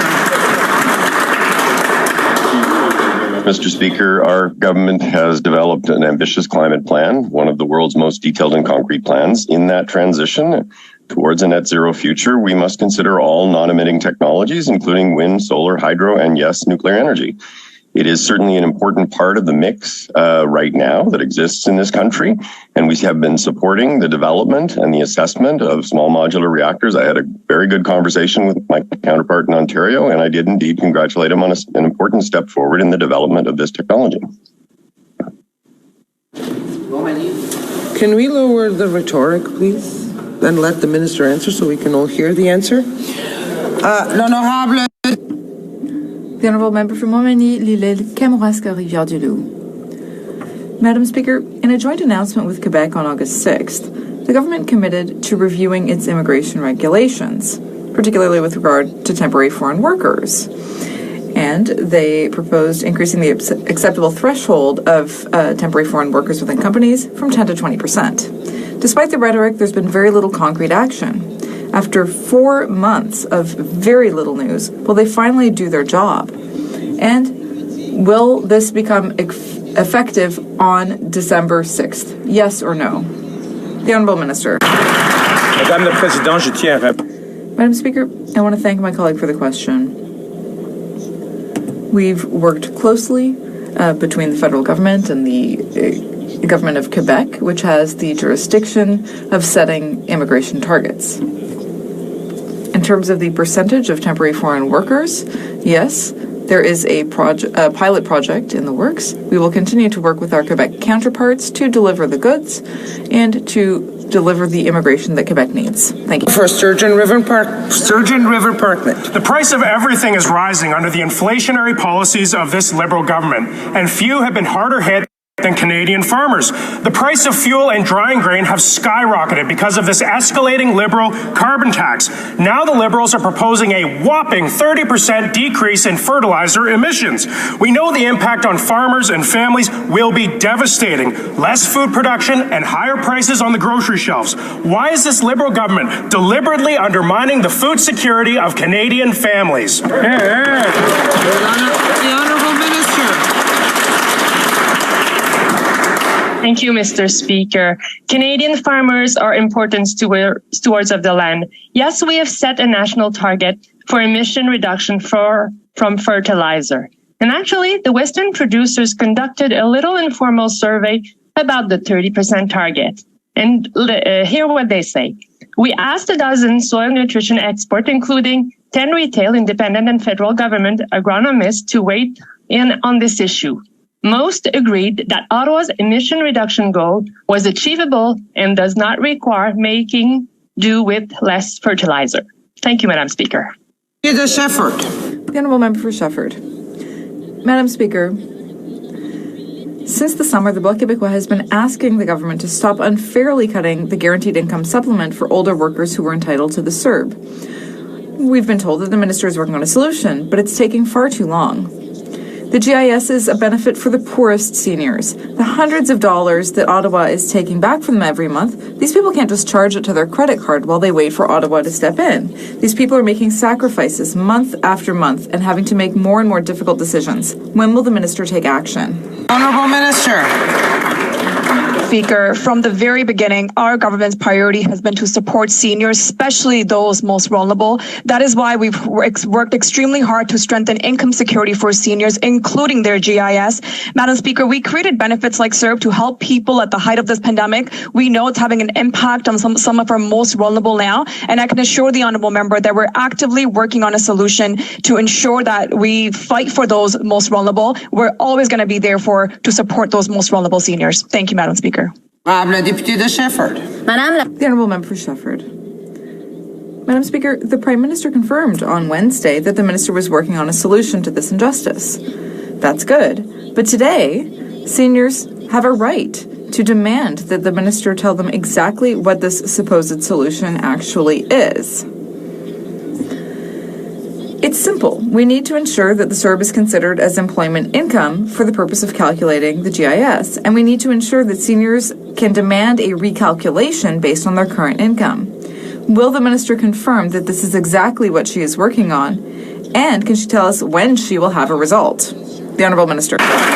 Madam Speaker, as I mentioned, we're working to find the right solution to support seniors affected by GIS changes due to pandemic benefits. But Madam Speaker, let me remind the honourable member the number of things that we've done to help seniors. We've increased support through OAS for those 75 and above. We've strengthened GIS for vulnerable single seniors. We provided one-time payments during the pandemic to help seniors afford the things that they need, Madam Speaker. We have an ambitious agenda for seniors, and we will always support seniors. Thank you. The honourable member for Charles Woods, St. James's and Avoya Headingley. Madam Speaker, Norway, Poland, Singapore, Mexico, Russia, Brazil, Indonesia, Argentina, the Philippines, India, Pakistan, Ukraine, New Zealand, a country the finance minister says is very much like Canada, they all have the same thing in common. They have increased interest rates as a result of inflation. What is the plan to protect Canadians when interest rates inevitably rise in Canada? Or is it just interest? The Honourable Minister. Madam Speaker, it's quite a pleasure to see you again this morning, and I'm happy to see that my honourable colleague wants to talk about geography, Madam Speaker. Let me mention a few countries: the United States, Mexico, Germany, the Eurozone, and New Zealand. What do they have in common, Madam Speaker? More inflation than in Canada, Madam Speaker, because in fact, the member would well know that the latest inflation number in Canada was 4.7%, Madam Speaker. What Canadians understand at home is that we have a plan to grow this economy, and that our plan is working, Madam Speaker. The Honourable Member for Niagara Falls. Madam Speaker, Canada's new PPE manufacturing industry is already in a state of crisis. These patriotic innovators answered the government's call to help Canadians when PPE supply was short and badly needed at the start of the pandemic. Despite the Prime Minister promising to buy made in Canada PPE, all I can find in the parliamentary precinct are masks that are made in China. When will this Liberal government start supporting Canadian PPE innovators and manufacturers and stop breaking their promises? The Honourable Minister. In the House in the 44th Parliament, so I want to thank the good people of Hamilton, West Ancaster, Dundas for electing me. It truly is an honour. With respect to the member's question, Mr. Speaker, Madam Speaker, we know that Canadian businesses have pivoted. They retooled, and we have supported them every step of the way. We are in a position now where we are not short on PPE. Why? Because Canadian businesses stepped up, and our procurement efforts have supported those businesses. We're going to continue to do that, Madam Speaker. Thank you. The Honourable Member for Northumberland South Peterborough. Thank you, Madam Speaker. When this Prime Minister called this unnecessary and unneeded election, federal development applications were put on hold. 3 months after the election, these applications are still on hold, Madam Speaker. When will these applicants hear from this government? The Honourable Minister. Madam Speaker, I'd like to thank the member for the very important question, Madam Speaker. What the members know is that on this side of the aisle, we have been there for small businesses. We have been there for businesses throughout the pandemic. Madam Speaker, I take his question very seriously. If he has a case at point, we'll be happy to look at it on this side of the House and provide him a response. Thank you, Madam Speaker. L'honorable député de The Honourable Member for Louis-Hébert. Thank you, Madam Speaker. Once again, Montreal was touched by a shooting and a young man lost his life last night. It is imperative that our government take every step possible to put an end to this scourge of illegal cross-border arms smuggling. So I'd like to ask the Minister of Public Safety to inform this House of what measures are being taken to protect Quebecers from illegally smuggled firearms. The Honourable Minister. Madam Speaker, I want to thank the member for the question. And my thoughts are with the residents of Montreal who have all too often had to face armed violence, including most recently last night. Almost 60 illegal firearms were seized at the border this week, thanks to the colossal collaborative work between the RCMP, the Sûreté du Québec, and the Montreal Police Force. We need to do everything within our power to ensure that our communities are kept safe. And as I said earlier today, Madam Speaker, I will be meeting virtually with my Quebec counterpart. The Honourable Member for Pelnage-Jacques-Cartier. Thank you, Madam Speaker. This government needs to take the issue of official languages seriously. This week, the Commissioner tabled a report showing that Francophone immigration is way behind its targets. He said it's time to do better and time to do more. So why not kill two birds with one stone? Bring in French-speaking foreign workers to solve the labor shortage and increase the number of French-speaking citizens. I'd ask the Minister of Immigration to put in place more effective administrative measures to address the labor shortage now, while increasing the presence of French in Canada. The Honourable Minister. Madam Speaker, our government recognizes that it has the responsibility to protect and promote the French language, not only outside of Quebec, but also within Quebec. A key aspect of promoting and protecting French is encouraging Francophone immigration in all of the regions of our country. This is something that we promised in our platform.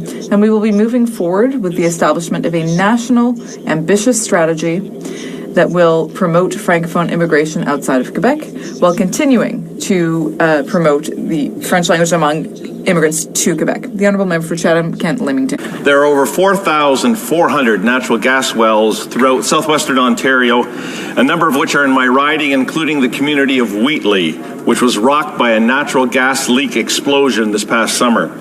On August the 17th, the Ontario Petroleum Institute and the Ministry of Natural Resources and Forestry wrote to the Ministers of Natural Resources and Finance seeking to collaborate on the development of a program for Ontario's orphan wells. Will this government commit to working on this critical issue in southwestern Ontario? The Honourable Minister.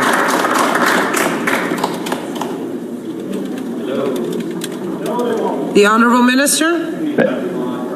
Thank you, Madam Speaker, and thank you to the honourable member for the question. Certainly, the issue of orphan wells and the environmental liabilities that they represent is a significant issue for all Canadians. We, as you know, introduced a program focused primarily on the Western provinces during a time of great financial crisis. Typically, the issue of the regulation of oil and gas producing companies and the environmental liabilities associated with that rest at the provincial jurisdiction, but we are always happy to engage a conversation with our counterparts in provinces and territories when they raise concerns. The Honourable Member for Saskatoon University. Thank you, Madam Speaker. In their race to the moral high ground, the CBC has blindsided Canadians by appointing themselves Canada's word monitor. They recently brainstormed a list of 18 words which should never be uttered. Now, I wonder if it was a real slow news day in the taxpayer-funded public broadcaster. But dictating a list of words is actually no substitute at all for the real work needed to end aggression. But does the Minister of Canadian Heritage actually think it's the job of the CBC to think for Canadians? L'honorable ministre. The Honourable Minister. Merci, Madame la Présidente. Thank you, Madam Speaker. I want to thank my colleague for the question. We know well that Radio-Canada, CBC, is independent and makes its own decisions. And the Conservatives would love to cut CBC. They've said so many times in the past. I think that's concerning for our national broadcaster, Madam Speaker. I wonder if they still would love to make drastic cuts to the national broadcaster or if they've changed their position. St. John's East.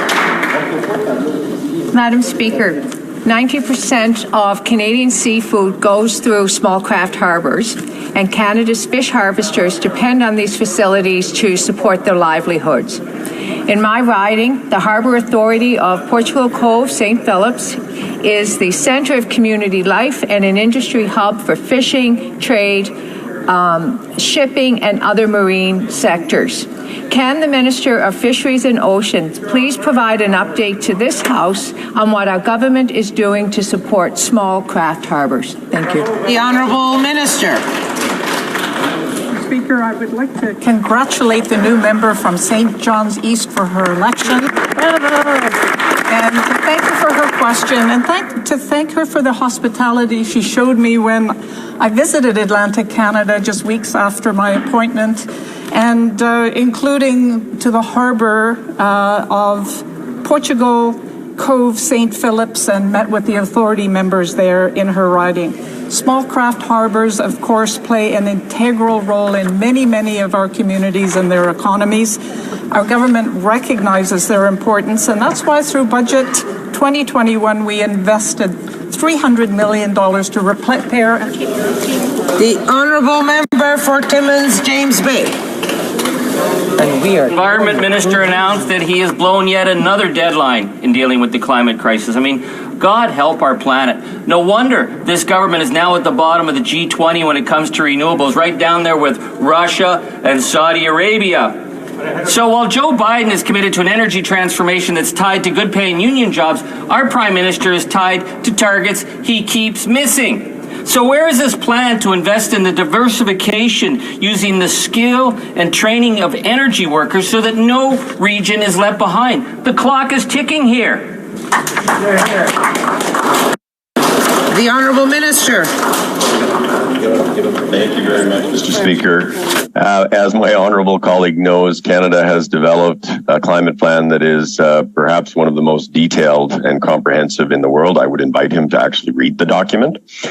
Canada also, I would remind him, has one of the cleanest grids in the world as it exists today. Actually, more than 80% of Canada's power comes from non-emitting sources, the vast majority of it from renewables, which is one of the highest levels of renewable production anywhere in the world. But we certainly understand that there is more that needs to be done. We will be bringing forward an enhanced reduction plan associated with our commitments under the net zero legislation, and we will be working to ensure that there is economic prosperity.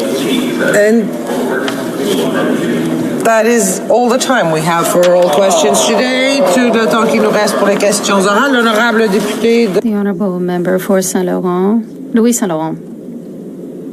Yes, Madam Speaker, I have a point of order to raise. During question period, the Minister of Innovation, Science and Industry, in response to a question by my colleague, the member for Kelowna-Lake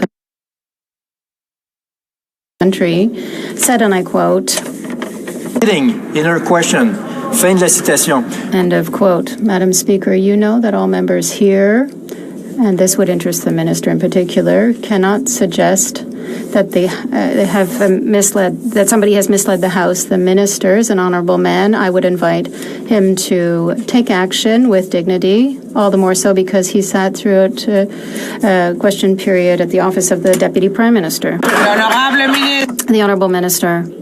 Madam Speaker, I appreciate the point raised by the Leader of the Opposition. I apologize to my colleague if I offended her with my comments. That was not my intention, Madam Speaker. Thank you. Okay, so that's taken.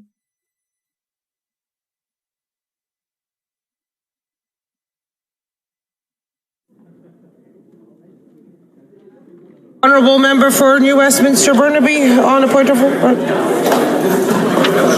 Madam Speaker, I'll be standing under the section motions in routine proceedings. Okay. Then there's Ms. Romano.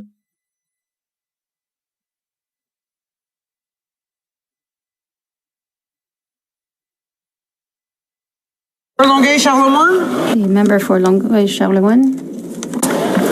Madam Speaker, there have been discussions amongst the parties, and if you seek it, I hope you will find unanimous consent to adopt the following motion. That today, on the International Day of Persons with Disabilities, and in the spirit of Nothing Without Us, the House reaffirm its commitment to continue to work to identify, remove, and prevent barriers that still exist and increase the opportunities available to persons with disabilities. Thank you.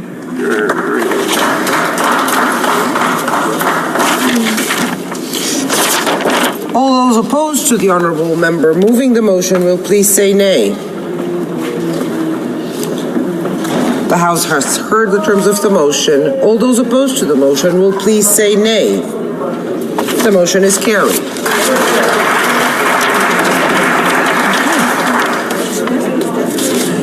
Okay, tabling of documents. Dépôt de documents. Dépôt de projet. Introduction of government bills. Déclaration. Statements by ministers. Rapport de reports from interparliamentary delegations. Presenting reports from committees. Introduction of private members' bills. First reading of Senate bills, public bills. Motions. The honourable member for New Westminster Burnaby.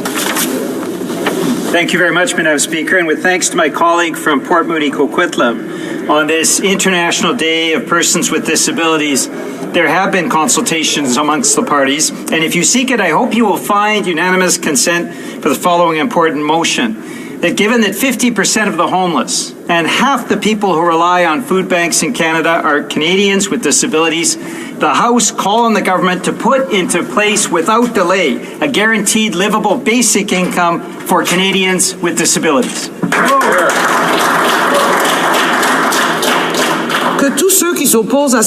All those opposed to what the honourable member is proposing will say nay.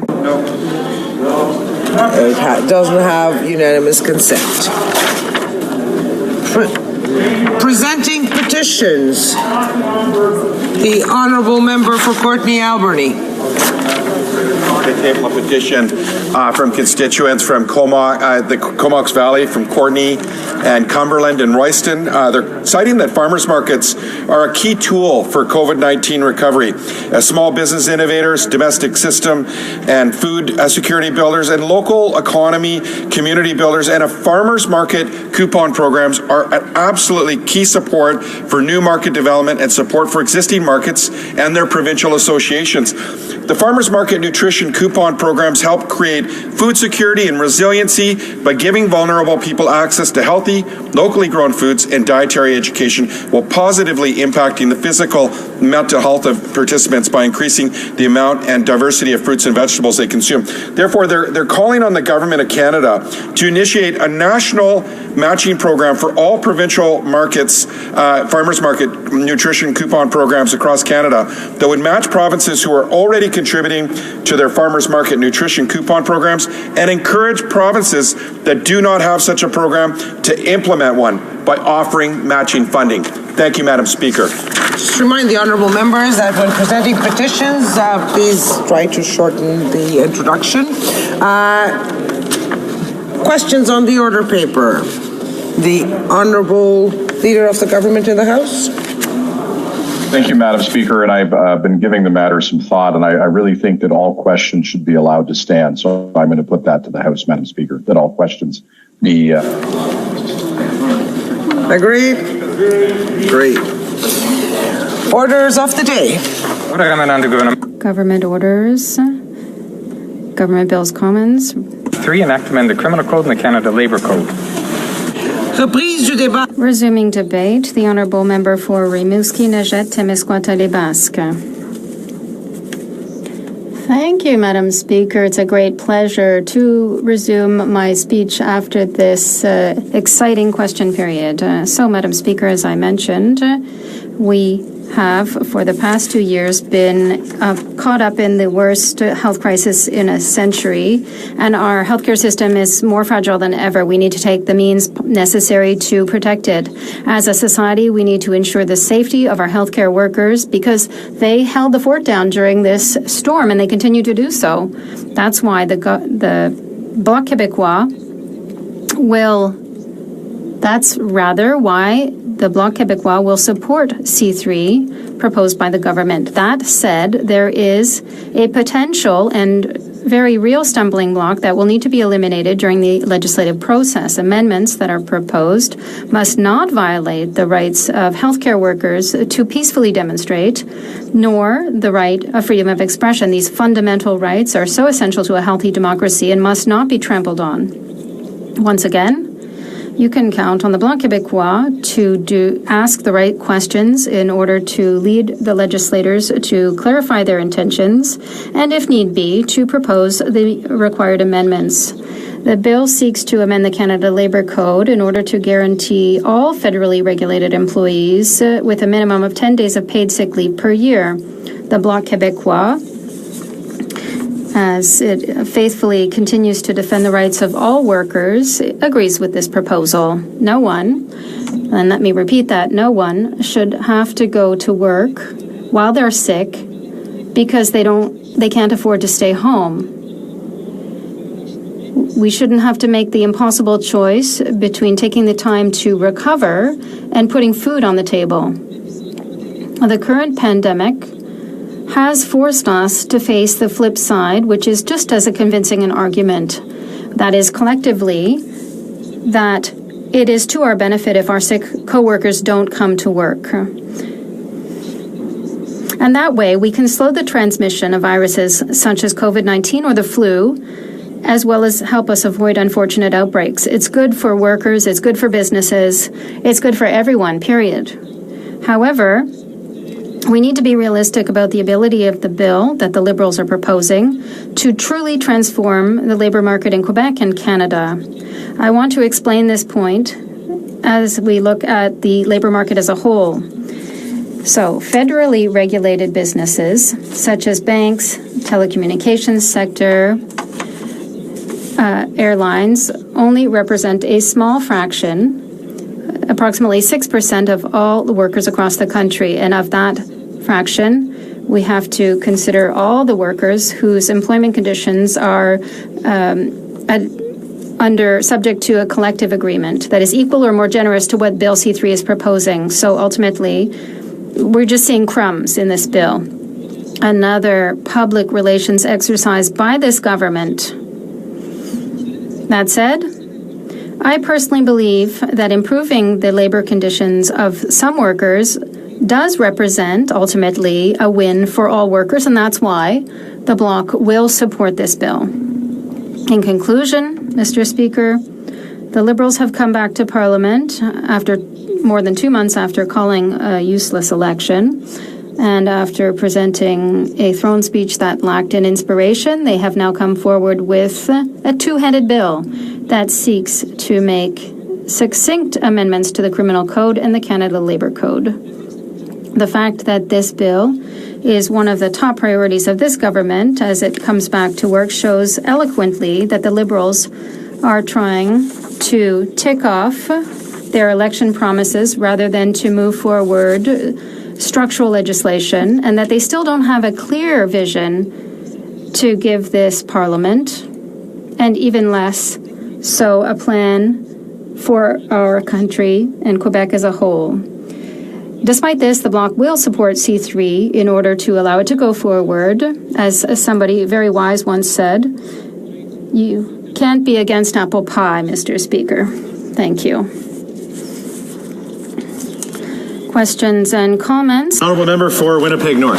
Yes, thank you, Mr. Speaker. And I really do recognize opposition members that are coming forward and speaking positively of the legislation, indicating that they would be supporting it. Very much appreciate the value in that. This is something in which was raised during the last federal election. The Prime Minister did make a commitment to it, as the member has referenced. And just given the very nature of what we have witnessed over the last number of months, I think that it sends not only a positive message, but it really has some teeth within the legislation to make a difference, in particular by highlighting just how important our healthcare workers have been through this process. And if he can just provide his thoughts in regards to why he believes that it would be of value to see this legislation pass before the House rises.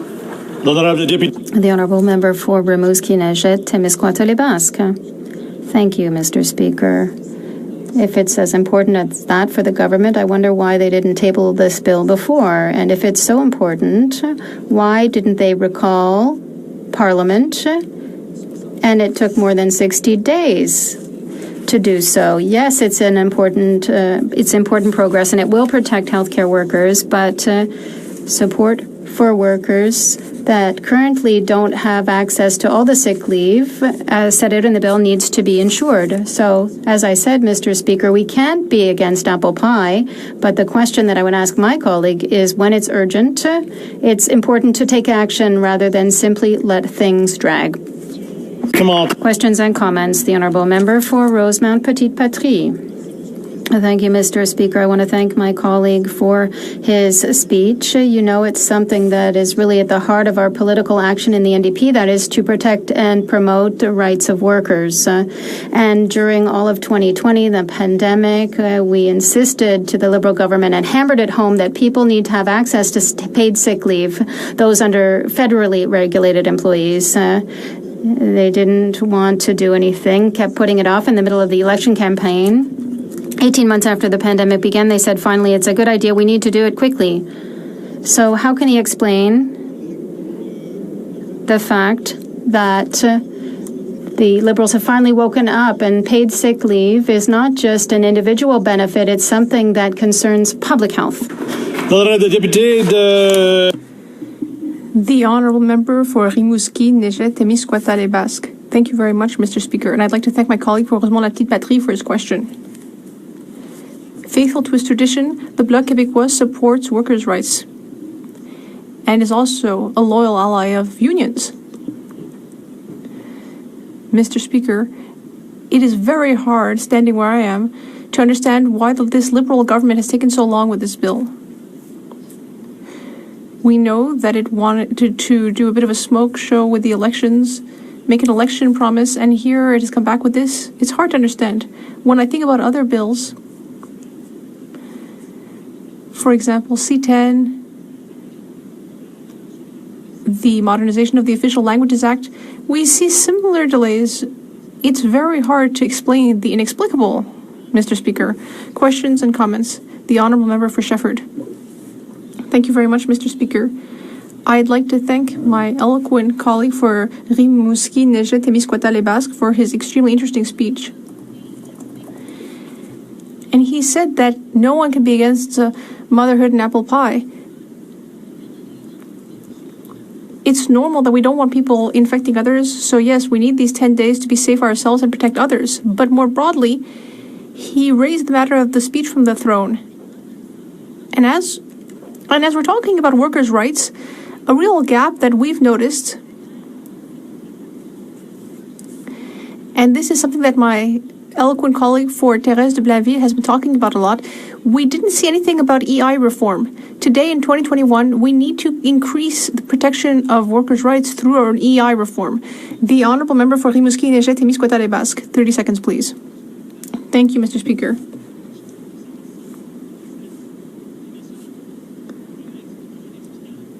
As I said earlier, it's very hard to explain the inexplicable. Currently, someone who's fighting a serious disease gets less support in terms of EI weeks than someone who loses their job and ends up with more weeks that they're eligible for. Now, the Liberals have said, yes, of course we care. We will increase it to 26 weeks. And I hope that there will be consensus in this House because, Mr. Speaker, we're talking about people who are facing severe illness and they're not getting the support that they need. That they need to get back on the job market. Resuming debate. The Honourable Member for Rivière-des-Mille-Îles. Thank you, Mr. Speaker. Well, I'd like to start by thanking my excellent colleague for Rimouski, Neigette, Témiscouata, et Basque for his presentation. We are here today to discuss Bill C-3, an act to amend the Criminal Code and the Canada Labour Code.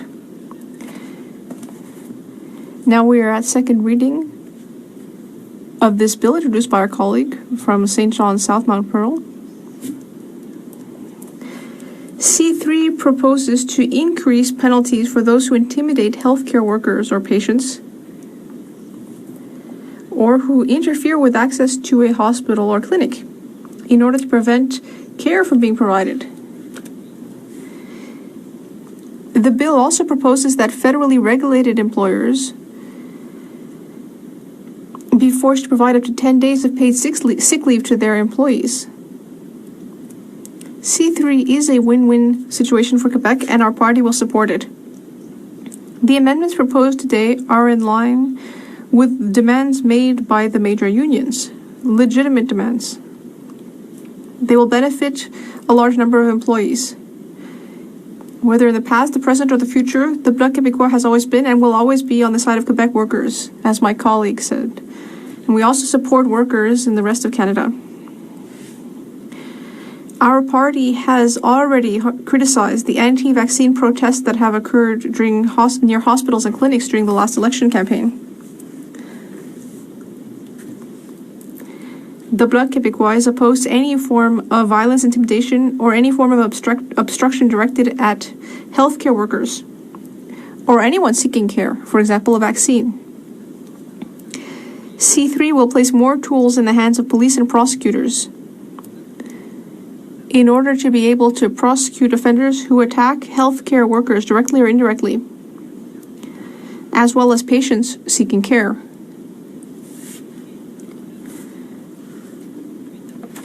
There are 8 sections in Bill C-3, amending 2 statutes, the Criminal Code and the Canada Labour Code. One section proposes to add intimidation of healthcare workers to the list of offenses that can be linked to privacy offenses. Another proposes prison sentences of up to 10 years for anyone who attempts to interfere with the delivery of health care by creating fear in patients, professionals, or support staff.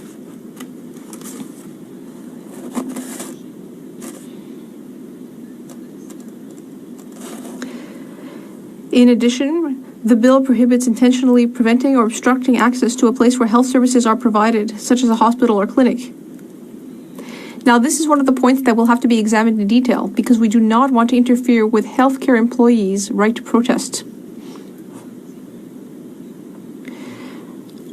Another clause provides that any criminal offense committed against a healthcare worker in the performance of his or her duties may be considered an aggravating circumstance.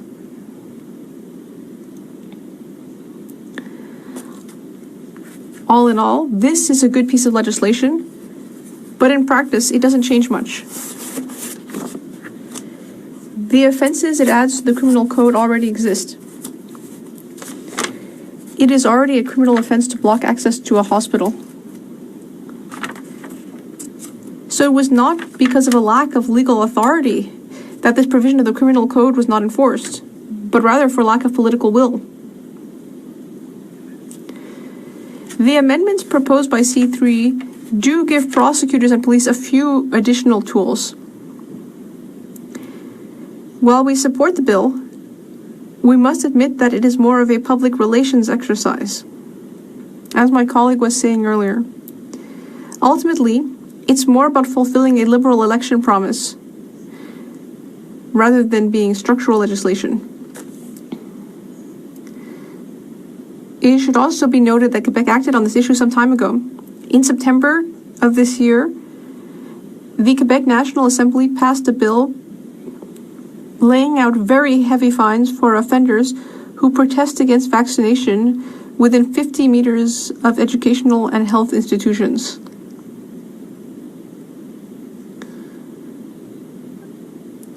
And these fines can be as high as $6,000 for a first offense and up to $12,000 for repeat offenders. Now, on another note, we have before us a text that would amend the labor code to provide that all workers would now be entitled to 10 days of paid sick leave. According to Employment and Social Development Canada, 955,000 employees are under the jurisdiction of the Canada Labor Code, and nearly 18,500 businesses are subject to it. That represents 63% of all federally regulated private sector employees. Had access to less than 10 days of paid leave. 63% had access to less than 10 days of paid leave. The Canada Code currently provides for 17 weeks of unpaid sick leaves and only 5 days of paid leave. And this led to a number of unfortunate situations during the pandemic. On several occasions, sick employees, some of them who even were carriers of COVID-19, chose to go to work rather than stay home and not get paid because they needed those wages.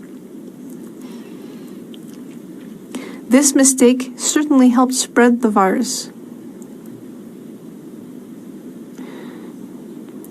And that led to people getting sick and people dying.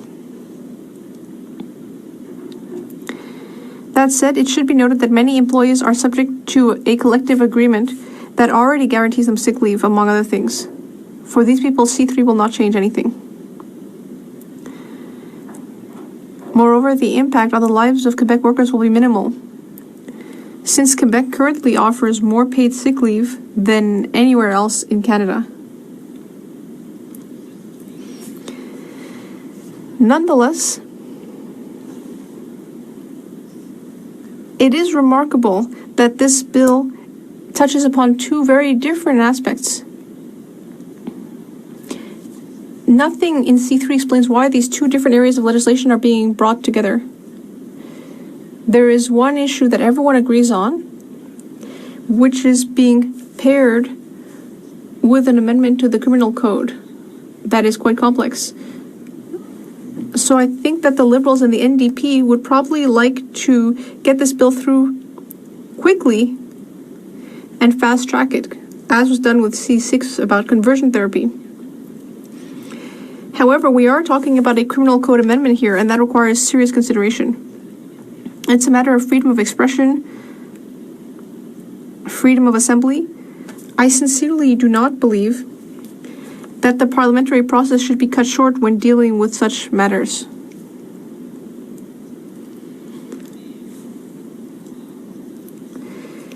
We're also hearing that the C-3 legislative process should be fast-tracked. And if anyone objects, perhaps they will be accused of holding up progress. The Bloc Québécois will make sure to ask the relevant questions in the House so that the legislator clarifies their intentions with regard to the proposed amendments to the criminal code. We want to be sure that these changes will not undermine healthcare workers' right to protest. And as usual, if necessary, we will propose amendments to the bill to improve it. The Bloc Québécois is in favor of constructive new ideas, and we will continue to do so. Although there is a certain amount of cynicism in this bill, and its impacts will be minimal, Bill C-3 does contain some aspects that will benefit Quebec workers and Quebec healthcare workers. So with that in mind, the Bloc Québécois will support it. Thank you, Mr. Speaker. Questions et commentaires. L'honorable député de The Honourable Member for Rosemont, La Petite Patrie. Thank you, Mr. Speaker. I'd like to thank my colleague for his speech. However, it's a little odd that he's putting words in our mouth by implying that we don't want the Bloc Québécois to ask relevant questions about this bill. On the contrary, if they're good questions, we will be pleased to hear them.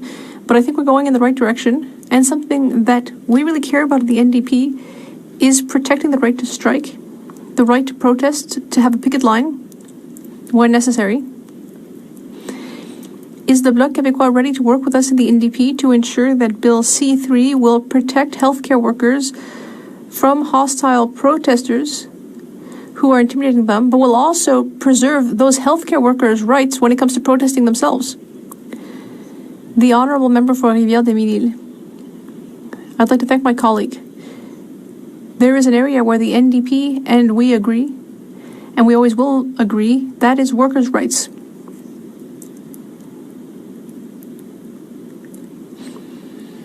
We want workers to be able to increasingly have good conditions. That is why we will vote for this bill, just as my colleague will, I am sure. There is one sensitive aspect.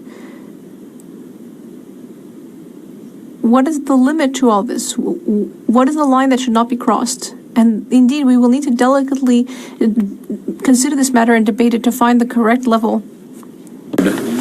Merci, Monsieur le Président. Donc, j'aimerais interroger le député.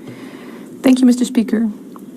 I have a question for my colleague regarding this bill. An amendment was proposed by our colleague for Prairie Sound, Muskoka, to include in this bill, either at committee or here at second reading,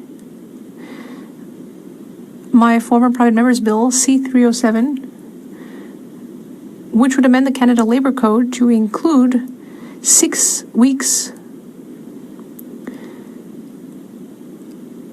of leave when a parent loses a child under 18, as well as 5 days, a mix of paid and unpaid leave in the Canada Labour Code for when someone has a miscarriage. Would my honourable colleague be ready to support such an amendment? The honourable member. I'd like to thank my colleague for the question. My colleague knows our position when it comes to workers' rights. We want there to be constant progress.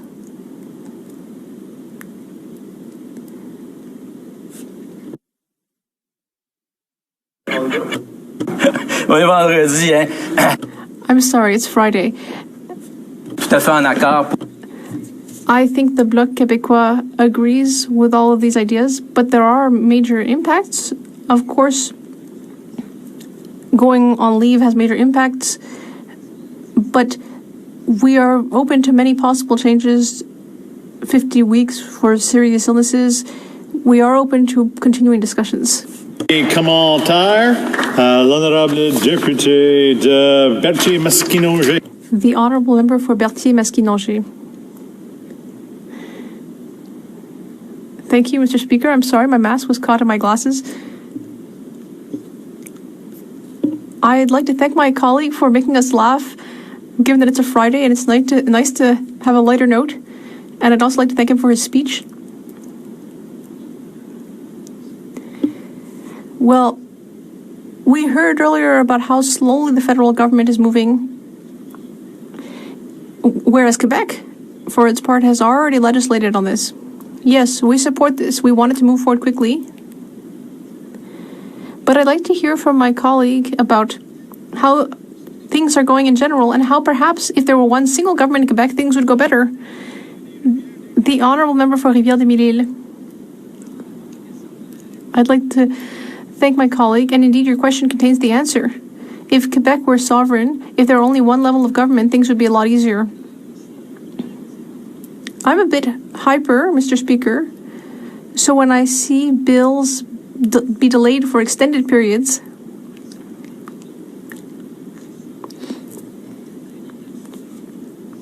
when we could easily have been able to move forward and move to a next step, well, that's really frustrating for me. And ever since I've been here, when I arrived here 2.5 years ago, I've seen that there's really a lot of time wasting throughout these processes due to the way this government does things. If this government really wanted to, things could go a lot faster. Reprise du débat, l'honorable député. Resuming debate, the honourable member for Rosemont-la-Petite-Patrie. Thank you, Mr. Speaker. I'd like to thank my New Democrat colleagues. This is my first speech in this Parliament, and like many of my colleagues, I would like to take a few moments to thank my constituents in Rosemont-la-Petite-Patrie for having enabled me to represent them once again here in this House. It's really an honor for me. I didn't think I would be here for a fourth term, but it's really an honor. I will continue to represent my constituents with vigor and work hard to represent the progressive principles of people in Rosemont-la-Petite-Patrie. We're here to debate Bill C-3.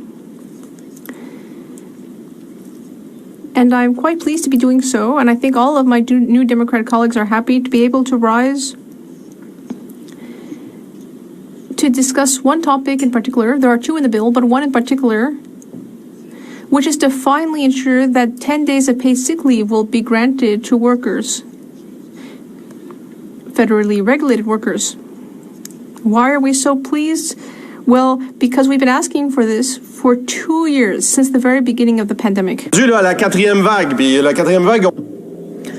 in the fourth wave now. And, there may even be a fifth wave if we look at what's happening in Europe, in Africa, and with the new Omicron variant.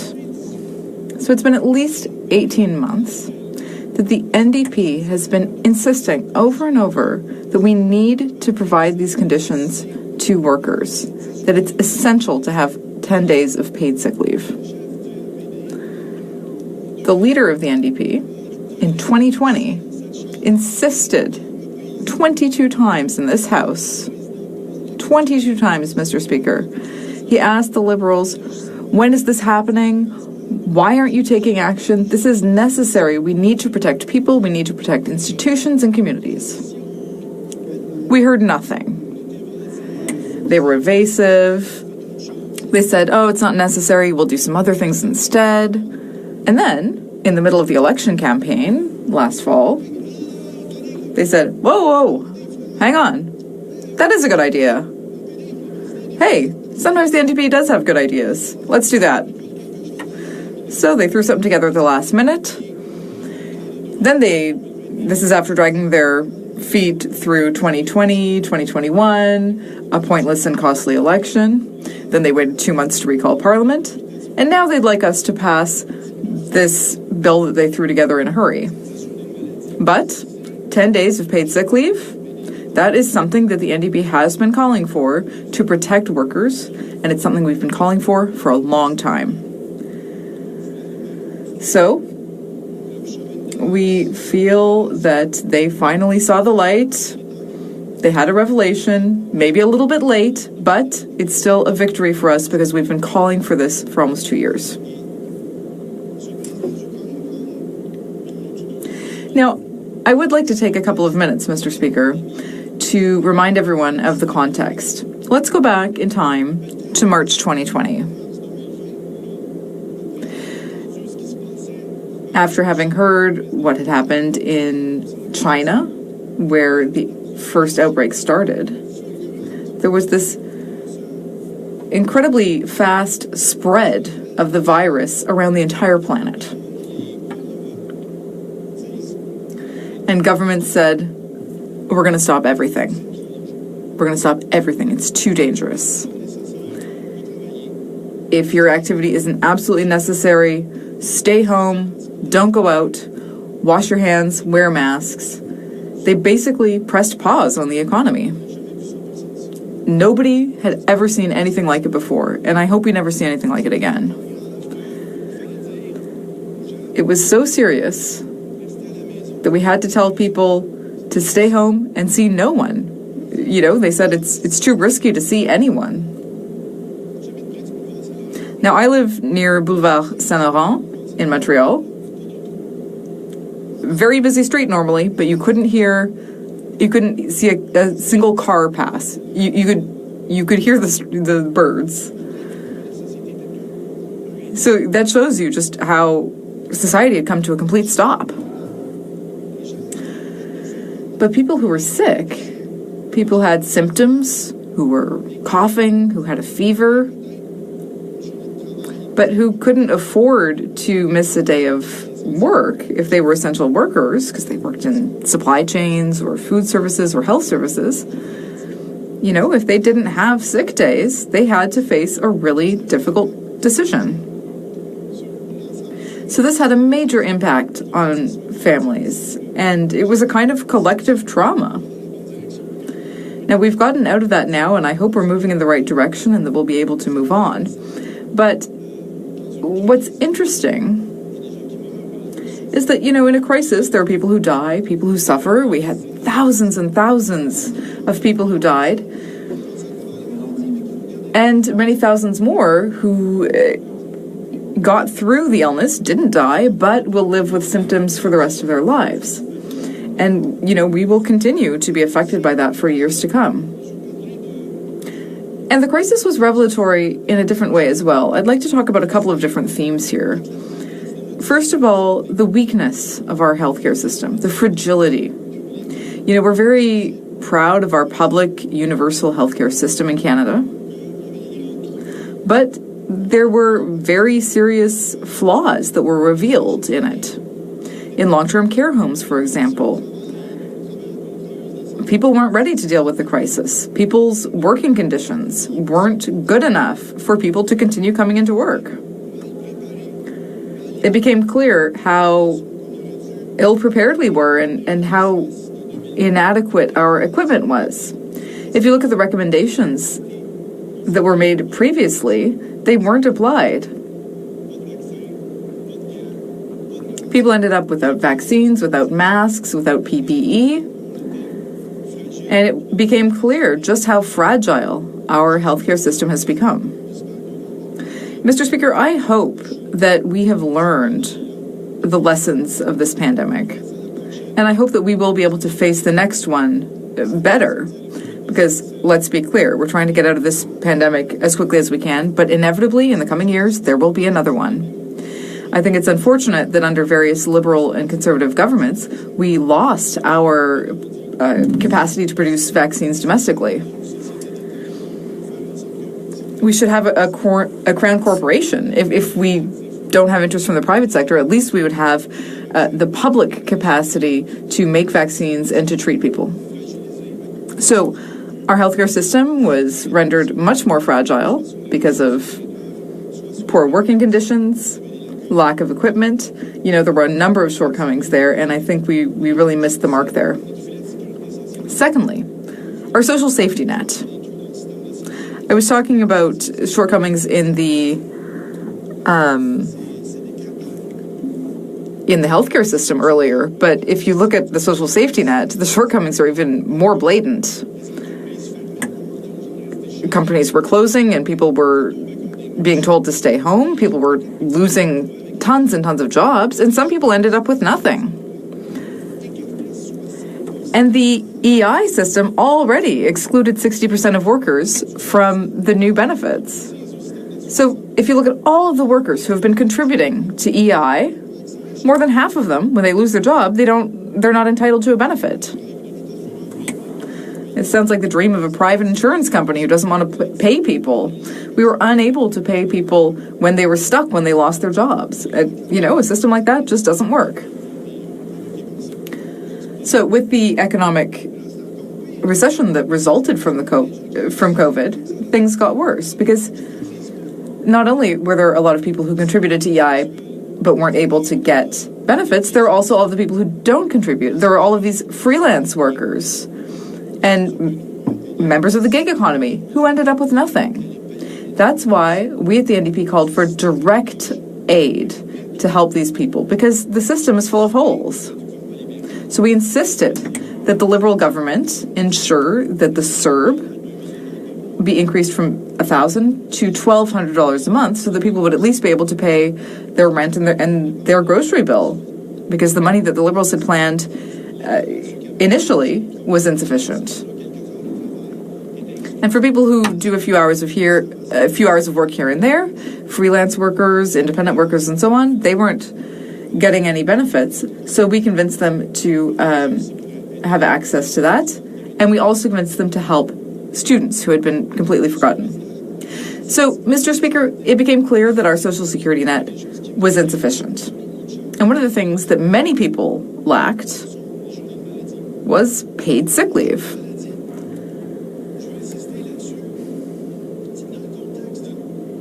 And in the context of a pandemic, of a public health crisis, paid sick leave is a rational response. Yes, it's a benefit. It's a paid benefit for workers. So it's an individual benefit in that sense. People are able to stay home and take care of themselves rather than go into work sick. That seems good. That's what everyone wants, right? Unfortunately, if that person hadn't had access to paid sick leave and couldn't afford to take a day or two off because they wouldn't be able to pay their bills otherwise, well, that person would face an impossible choice. Do I stay home? Do I get groceries? Do I try to take care of myself here? Or do I risk not being able to pay my rent? That not only puts individuals at risk, it puts everyone's health at risk. Because we're all connected in a pandemic. Because if this person has COVID-19 symptoms and is coughing and has a fever and goes into work anyway, they risk contaminating other people. So individual paid sick days are actually a tool to protect all of society. It's a public health tool that gives people the option of making rational choices, and it allows us to protect other people. Our families, our neighbors, our communities, our colleagues, and so on. Now, it's unfortunate that the Liberals took so long to come up with this concrete bill, but at least it's nice to see that there was some leadership here, that this is a step in the right direction, and that this may inspire other provinces to adopt similar mechanisms so that all workers can be protected. Now, there are different mechanisms in Bill C-3, which we think could be improved or strengthened. That's why it's so important that we have a parliamentary committee to discuss this and propose amendments. In its current form, people would have to work a number of days before being entitled to a paid sick day. There are two problems with this. First of all, it's based on the regular calendar. So if you're hired on February 6th, you'd have access to your first sick day only in April because you didn't work an entire month in February. So you have to work the entire month of March, and then you get access to your first day, and you can bank that day. So you're potentially working 6-7 weeks before you get a paid sick day. Why not go with a consecutive number of days of work rather than a full month? So that way you won't risk stretching out the period to 6 or 7 weeks. Then there's the question of the 10 days and the bank of sick leave. An organization I met with called the Decent Health and Work Network told me they were concerned that a new employee would have to wait too long to get access to paid sick days, which is a concern. According to an American study that they quoted, generally, you need at least 6 days of paid sick leave for the system to be truly accessible and for the person to really feel comfortable taking those days.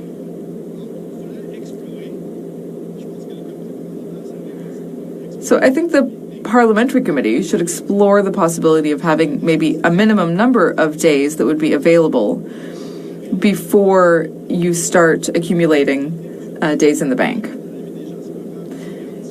It might seem like a technicality, but it can make a real difference to people's lives.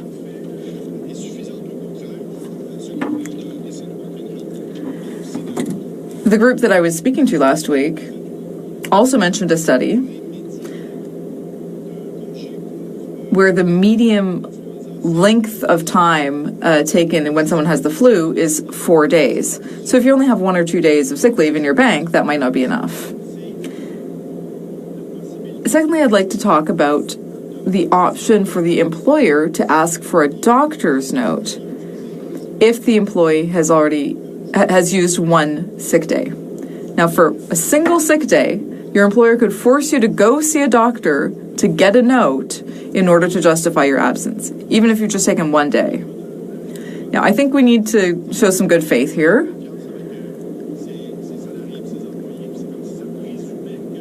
It's almost like there's a presumption here that people would be abusing the system. If the person isn't even taking 4 or 5 days, I mean, is a doctor's note necessary every single time? Because this starts to become a hindrance to the person taking their sick days. They might say, look, I really need to stay home today. I'm really sick. I can't show up to work, but I know that 2 weeks from now, the employer might ask me to get a doctor's note. Well, that makes things more complicated because not only am I going to have to take a day now, but then I'm going to have to make an appointment to go see a doctor and take time off for that and get a note where I ask the doctor, hey, could you sign this paper saying that I was sick 2 weeks ago? You know, it's complicated. The doctors that I met with said, you know, we have a lot of other things to do. We don't want to be signing doctor's notes all day long. I have real work to do, which is taking care of people who are actually sick, not justifying previous illness.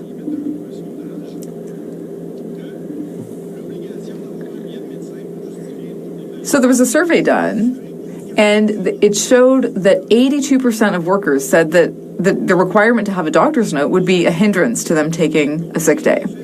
So that really counters the positive effect of having these sick days. It may seem silly, but if 82% of workers see this as a hindrance, that's significant. I think that's something we need to take into consideration. So that was the first aspect I wanted to talk about. Now, the second aspect in C-3 is that the criminal code would be changed so that if you obstruct or threaten or intimidate healthcare workers who are trying to have access to the hospitals and clinics where they work, well, that would be an aggravating circumstance and there would be stronger penalties against you. Now, clearly, Madam Speaker, in the last year or two, we've seen people who have been very aggressive, who are very anti-science, anti-vaccine, and these people have threatened and intimidated health professionals who are coming to hospitals to try and treat people. It's disgraceful. So we absolutely agree at the NDP, as we said in the election, that we need to take steps to protect healthcare professionals. This is a big issue. We can't let people be bullied, threatened, and intimidated, especially if they're healthcare workers who are taking care of everyone else. So we do need to take steps to protect them. At the same time, we don't want to prevent those same workers from exercising pressure by striking, for example, if they want to renegotiate their collective agreement. So I think that we'll have to be vigilant, as we at the NDP will be, to ensure that the right to protest, the right to strike, is maintained. At the NDP, we are the party that defends workers. And we want to make sure that, you know, you don't have anti-vaxxers throwing rocks at them. But we also want to ensure that if they do want to strike, they are able to protest, they're able to express themselves, and they're able to work through that work disagreement. So we agree with the principle here, but I think we just need to be careful not to throw the baby out with the bathwater, as they say. We need to make sure that the right to protest and picket and strike is important.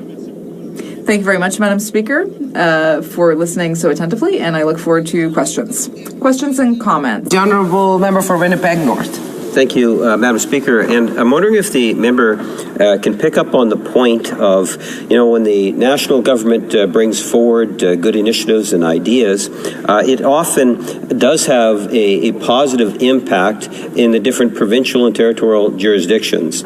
And so when we talk about the 10 days of paid sick leave, let there be no doubt that the bigger pool of employers or workers, or I should say, are not under federal jurisdiction. So by Ottawa taking an initiative such as this, it sets, I believe, the stage to see other provinces start to follow suit. And just to get his thoughts on that issue. The Honourable Member for Rosemont Petite Patrie. Thank you, Madam Speaker. I thank my colleague for his question. I think that it is a relevant one.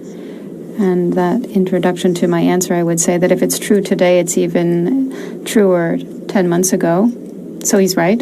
But I don't know why he didn't think of it earlier, especially because we were heavily insisting for this change to be made. And he's quite right about the substance of his comment. That is, yes, approximately 10% of workers in Canada fall under federally regulated jurisdictions. So they're are subject to labor. Others are subject to provincial labor codes. The Bloc colleague talked about this a bit earlier, and in Quebec it's true that there is a good system. It can always be improved, of course, but I think that like a government of a federation, there is a leadership role that can be played. We're talking about hundreds of thousands of workers who are affected. So if they have access to sick leave, paid sick leave, this will really help them. But we have to put the bar higher to improve their working conditions. I think that's a good thing, finally, that the government is able to understand this. Member for Yorkton Melville. Yes, thank you, Speaker. I appreciated the conversation that was held here in regard to protecting our infrastructure, and of course it is important. I as well support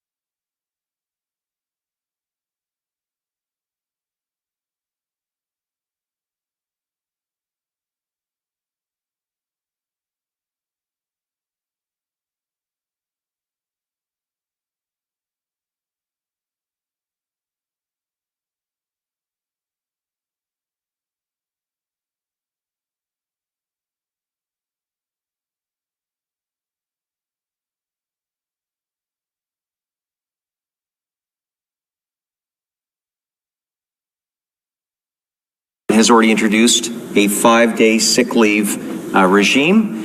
Obviously, that's the federal one is 10-day. So I'd like to ask the member whether or not he believes that the BC NDP's 5 days is too low or the federal one is too generous.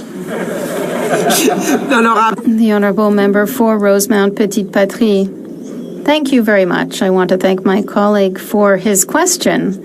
I think that there is a consensus that it's ideal to have 10 days of paid sick leave because, and I was talking earlier about that group, no problem. Said that it was ideal to have between 6 and 9 days of sick leave so that the employee was comfortable taking them, particularly when you consider that often it takes 3 or 4 days to recover from the flu, for example, or gastroenteritis. And earlier we were talking about the role of the federal government in showing leadership, to raising the bar, encouraging the provinces to do more and to work in order to improve working conditions for all workers. That's our job, and in the NDP we're proud of doing that here. Questions and comments. The Honourable Member for Edmonton Strathcona.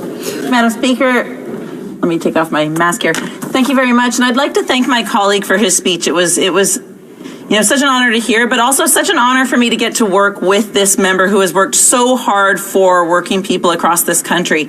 You know, he spoke about how the New Democrats have said 22 times in this House that we need 10 sick days for people. Can you ask the member why he thinks it has taken the Liberals so long to actually come through with that legislation? The Honourable Member for Rosemount Petite Patrie.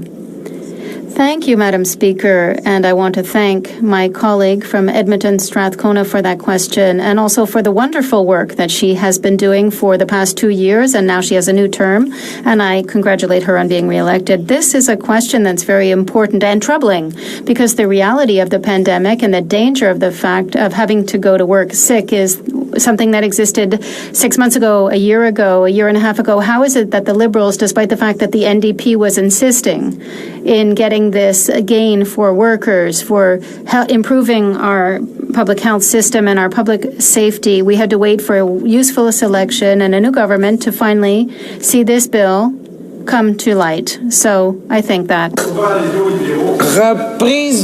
Resuming debate. The Honourable Member for Winnipeg North. Yes, thank you, Madam Speaker. And if I may just kind of continue on with the most recent question, which I thought was, or the second question, which I thought was of quite interest. And, you know, the member just made reference to, 5 days, 10 days. The idea of paid sick leave for workers is something that is important to all of us. And we recognize that. In fact, Madam Speaker, the member might make reference to the number of asks by the leader of the New Democratic Party. But remember, in 2019, the government actually instituted the 3-day paid sick leave for workers. And as it was pointed out, BC has seen to bring it up to 5 days. And one of the things that the Prime Minister consistently talked about over the last number of months, and in fact, probably virtually from the beginning, is that one of the things that we can do is try to learn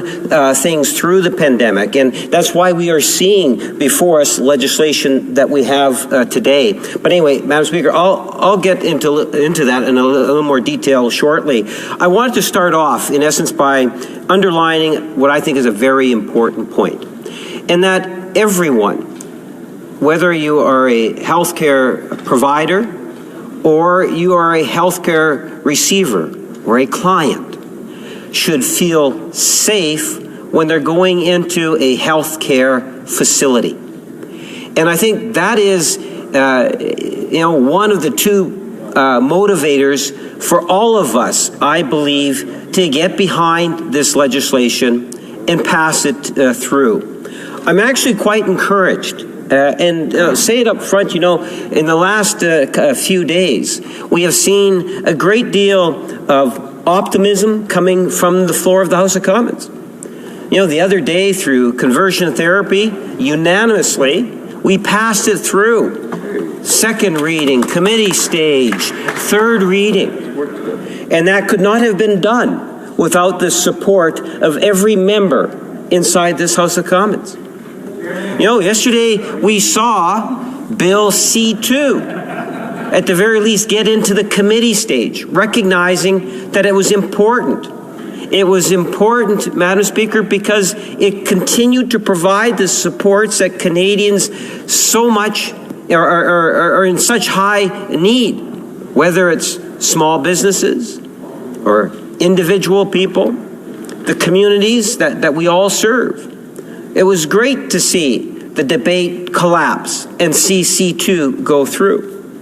And then this morning, we have, again, a wonderful debate that's taking place. From what I've heard thus far, we have had Conservatives, Bloc, and New Democrats talk positively about the legislation, believing that this is the type of legislation that it would appear that everyone can get behind.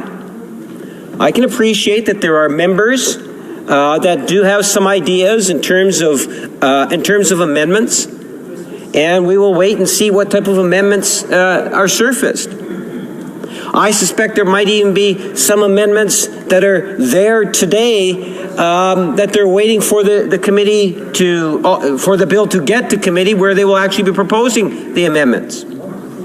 Having been a parliamentarian for a number of years, I've always thought that one of the best ways to get amendments dealt with is to share them even in advance, as much in advance as you can, or do that consultation with parties on all sides of the House, making sure, for example, that the department is aware of it. Madam Speaker, this is, as the other two initiatives, a very important piece of legislation. I reflect on the last election, and having gone through a number of elections as a candidate, I can tell you it's not that often when you get real anger at the door on the issue of vaccinations. What surprised me was to the degree in which so many people were very upset. And you could even see the divisions within the household. I can recall on at least 2 or 3 occasions where I'm talking to a person at the door and the individual is getting quite upset, visibly upset, where someone else from the household would come and ultimately save the day, if I can put it that way. That in order for us, I will definitely do that. Thank you, Mr. Garretson, for that intervention. I do want to just... Next item and then come back to this. I will definitely do that. Thank you, Mr. Garretson, for that intervention. I do want to just acknowledge on October 19, 2021, to remain healthy and safe, all those attending the meeting in person are to maintain 2-meter physical distancing, must wear a non-medical mask when circulating in the room, and it is highly recommended that the mask be worn at all times, including when seated. Must maintain proper hand hygiene by using the provided hand sanitizer at the room entrance. As the chair, I will be enforcing these measures for the duration of the meeting, and I thank members in advance for their cooperation. To ensure an orderly meeting, I would like to outline a few rules to follow. 1. Members participating on Zoom, you may speak in the official language of your choice. Interpretation services are available for this meeting. You have the choice at the bottom of your screen on either floor, English, or French. If interpretation is lost, please inform me immediately, and we will ensure interpretation is properly restored before resuming the proceedings. The raise hand feature at the bottom of the screen can be used at any time if you wish to speak or alert the chair. For members participating in person, proceed as you usually would when the whole committee is meeting in person in a committee room. Before speaking, please wait until I recognize you by name. If you are on the video conference, please click on the microphone icon to unmute yourself. Those in the room, your microphone will be controlled as normal by the Proceedings and Verification Officer. When speaking, Please speak slowly and clearly. When you are not speaking, your mic should not be on mute. A reminder that all comments by members and witnesses should be addressed through the chair. With regard to a speaking list, the committee clerk and I will do our best to maintain consolidated order of speaking for all members, whether they are participating virtually or in person. And now I guess we can go to other business, and I will acknowledge Ms. Ramanado with the floor. Thank you very much, Madam Chair. So I would like to go through the routine motions. I will do them one at a time, if it is the pleasure of the committee. I will start with analyst services, that the committee retain as needed and at the discretion of the chair the services of one or more analysts from the Library of Parliament to assist in its work.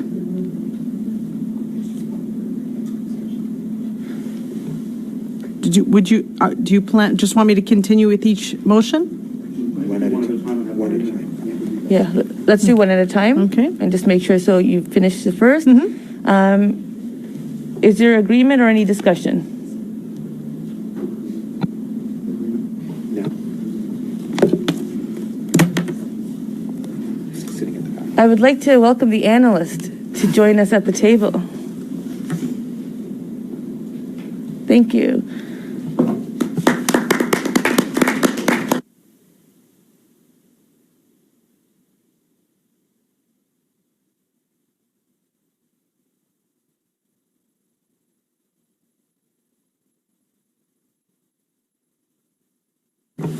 Okay, I just want to make sure, just so that we are all on the same page, because I really do want to do my best at being a committee chair and having us be able to function amongst ourselves in a cooperative way. Are we okay for the purpose of passing these motions, giving a thumbs up or nodding our heads, or would you prefer to speak into your mics to say yes or no? We're okay with thumbs? Okay, perfect. Thank you. Number 2. Madam Chair, Yes. congratulations on your selection, and look forward to working with you at least today, as I'm a temporary replacement. I think there will be some motions where there'll be some discussion, and so you can judge that accordingly. Chair. Donc, la deuxième délégation de pouvoir. Next, that the mandate of the selection committee under 1.4, 1.13, and 1.14 be delegated to the 4 whips, and that the whips be authorized to give to the chair a report signed by all 4 whips, their unanimous recommendations, so that these be recommended to the House on behalf of the committee. In the English version, on the 5th line, it says 4 whips, but it should be 4 FOUR. Thank you. We'll get that corrected. Thank you. Noted. Mr. Duncan? Thank you, Madam Chair, and congratulations. Look forward to working with you. On this motion of the striking of other committees and so forth, I think an amendment we would like to propose for this, that the motion be amended by adding the following. Provided that the recommendations for the report referred to in its paragraphs E and G of the order adopted by the House on Thursday, December the 2nd, 2021, shall be presented to the chair no later than 5 p.m. on Wednesday, December the 8th, 2021, and that the chair be instructed to present the report to the House no later than Thursday, December the 9th. And I have for the clerk copies for colleagues of that amendment. And just to speak to that, Madam Chair, we all want committees back, and I think we want to do it in a reasonable way possible. So I think this time frame and having those dates provided as an amendment will allow House administration not to be jammed in the work of getting committees struck up, and they have the time and the resources to reasonably do so. So I would put that amendment forward to the motion that was put forward on the government side. Any discussion or thoughts on the amendment? Yep. Mr. Fergus. It's more of a procedure, Madam Chair. I just want to make sure that this is also distributed electronically so that those who are participating, pour ceux qui participent en ligne, ils ont Those who are participating online, we want to ensure that they have the chance to read the same amendments to the motion, to read this amendment moved by Mr. Duncan. Madam Chair. Mr. Gerritsen? Yeah, I just wanted to let you know that Ms. Sahota and I have our hands up in the virtual world. So, but I just as raised by Mr. Fergus, I certainly would like to see a copy of this because I know that Mr. Duncan referred to 2 items by only letter, and I just need a second to digest all of this. So can we get this sent to us by email and give us a few minutes with it before we vote on it, please? We understand that it is being emailed shortly. Part of our hybrid world, it's on its way to the clerk to be sent to you. We're all friends around here. You could have sent it to us in advance, Eric. I just don't like bugging you any more than I have to, Mark. Fair.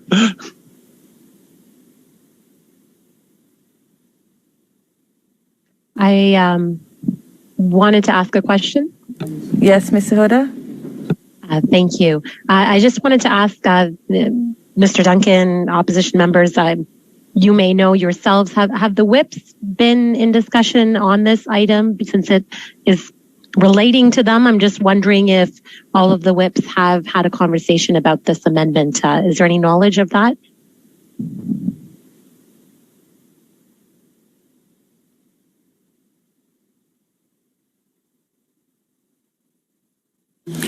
I would say, Madam Chair, it's part of the ongoing conversations back and forth. I think there's been conversations about establishing committees, and there have been discussions on the timeframes of how to best do that. So I would say on the specific date, I don't think specific consultation, but I will say the general will of making sure that we can get committees up as soon as possible, and also making sure by this time frame that we have the House resources being able to accommodate that request. So I think it's in the effort of both getting committees up and also making sure House administration not be jammed. I think one of the unique things about this is for opening meetings, it takes 2 clerks as an example. Is that correct, Justin, in terms of some resources even? Madam Chair, I can answer that. Generally, Mr. Duncan, you're correct. It would usually take 2 clerks, but that's for the purposes of conducting the chair's election when it's an in-person meeting, because we have a secret ballot. But because we're under the hybrid rules, 1 clerk can do it because we do the election differently. Had there been more than just 1 candidate for chair or vice chairs, then I would have put each motion separately until 1 had been adopted. So the requirement wasn't in place to have 2 clerks for this meeting. Thank you for the clarification. I would just say still, in terms of other House administration resources required, this date and having this deadline, I think, would accommodate and respect being able to do it in an organized manner for House administration as well. I see that Mr. Garrison, your hand is still raised. Would you go ahead, Mr. Garrison? It's been, I lowered it and then I raised it again. I don't know if Mr. Duncan answered the question that Ms. Hoda asked, which was, have discussions happened between the whip's offices? Because as we know, a lot of this stuff is worked out and ironed out between the various offices in advance. And then we come here and we have all of that background before doing this. And my take on this is that we're a little taken offside on this, so we're not in a position to vote on this right now. Perhaps we should move on. We can suspend on this particular item, move on to the rest, and then come back to this after our whip's offices have had an opportunity to chat about this and to look at it. And hopefully there aren't any more surprises like this. Otherwise, this is unfortunately going to drag on. You know, I was half joking when I said you could have sent this stuff to us in advance, because then it gives us an opportunity to look at it. We're certainly not going to vote on something until we fully understand it and the implications of it. So, Madam Chair, perhaps you will indulge or ask the committee if we could move on to the next item and then come back to this. I will definitely do that. Thank you, Mr. Garrison, for that intervention. I do want to just acknowledge that in order for us to proceed with committees, and I know the conversations that have taken place in regards to most parties wanting committees to advance, this is a motion that we do want to see advanced or adopted before we finish. So if it is Mr. Barrett? Yeah, thanks, Madam Chair. Congratulations on your election. Looking forward to working with all members of the committee. With respect to the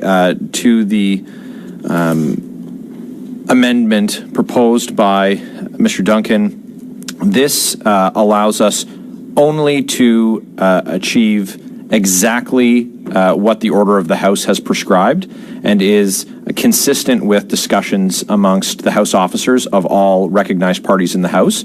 And so I appreciate that the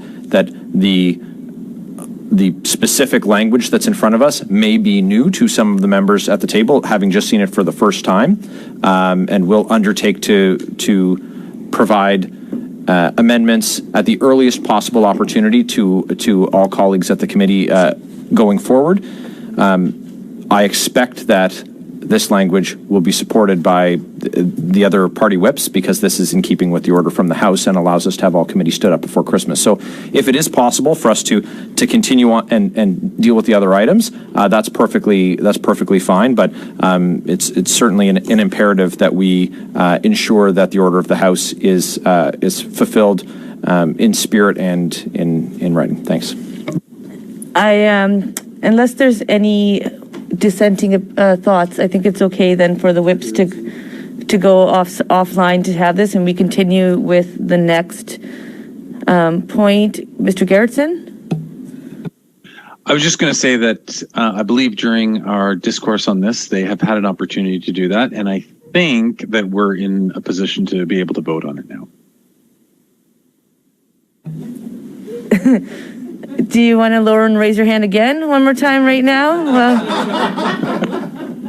it depends. It depends if Mr. Barrett's going to speak or not. It sounds like there is some agreement. Are we okay with having the amendment be adopted? Excellent. And so then can we approve the... That's right, approve the motion as amended. Can we I watch this on TV. I'm cool like that. Can we approve the motion as amended? Yes. Excellent. We've even got voices. Ms. Ramanado. So the third routine motion, Subcommittee on Private Members' Business, that pursuant to Standing Order 91.1, the Subcommittee on Private Members' Business be composed of one member from each recognized party and the chair from the government party, and that Ruby Sahota be appointed chair of the subcommittee. Agreed?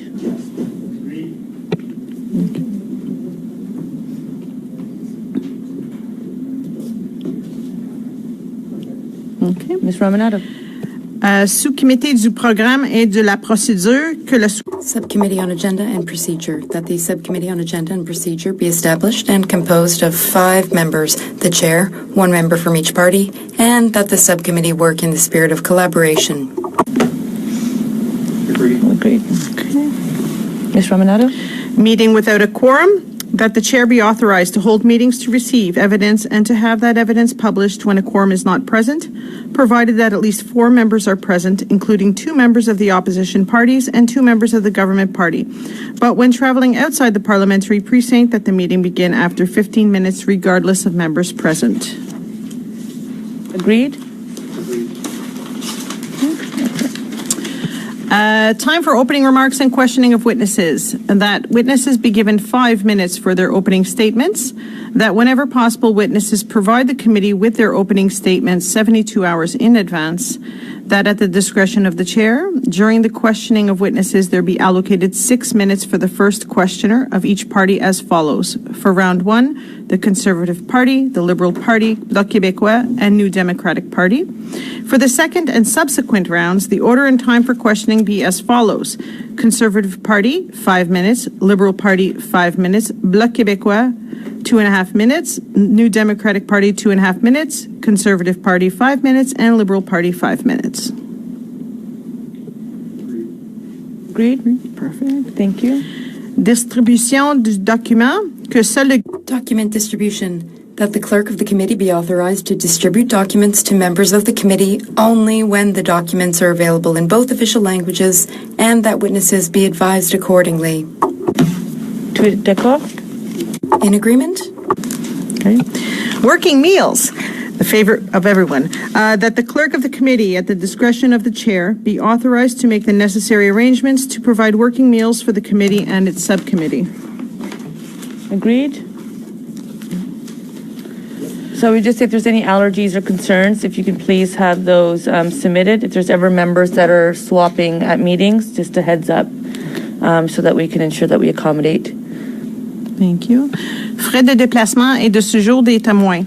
Travel, accommodation, and living expenses of witnesses, that, if requested, reasonable travel, accommodation, and living expenses be reimbursed to witnesses not exceeding 2 representatives per organization, provided that, in exceptional circumstances, payment for more representatives be made at the discretion of the chair. Agreed? Access to in-camera meetings, that unless otherwise ordered, each committee member be allowed to be accompanied by one staff member at an in-camera meeting, and that one additional person from each House officer's office be allowed to be present. Agreed? Okay. Transcription des réunions. Transcripts of in-camera meetings, that one copy of the transcript of each in-camera meeting be kept in the committee clerk's office for consultation by members of the committee or by their staff, and that the analysts assigned to the committee also have access to the in-camera transcripts. Agreed? Okay.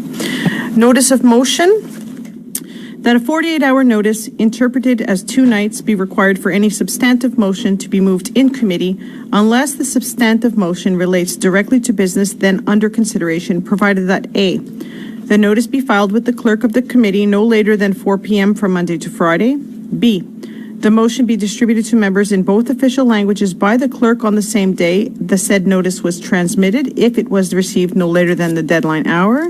C, notices received after the deadline hour or on non-business days be deemed to have been received during the next business day, and that when the committee is holding meetings outside the parliamentary precinct, no substantive motion may be moved. Mr. Fergus? Oui, bon, merci, Madame la Présidente. Thank you, Madam Chair. I would like to move an amendment to Section B. Section B, Notice of Motion. Amend by adding, it says, notice be distributed to, that the motion be distributed to members, and I'd like to add, and to whip offices of all recognized parties. Do we agree with this amendment? Amended? Excellent.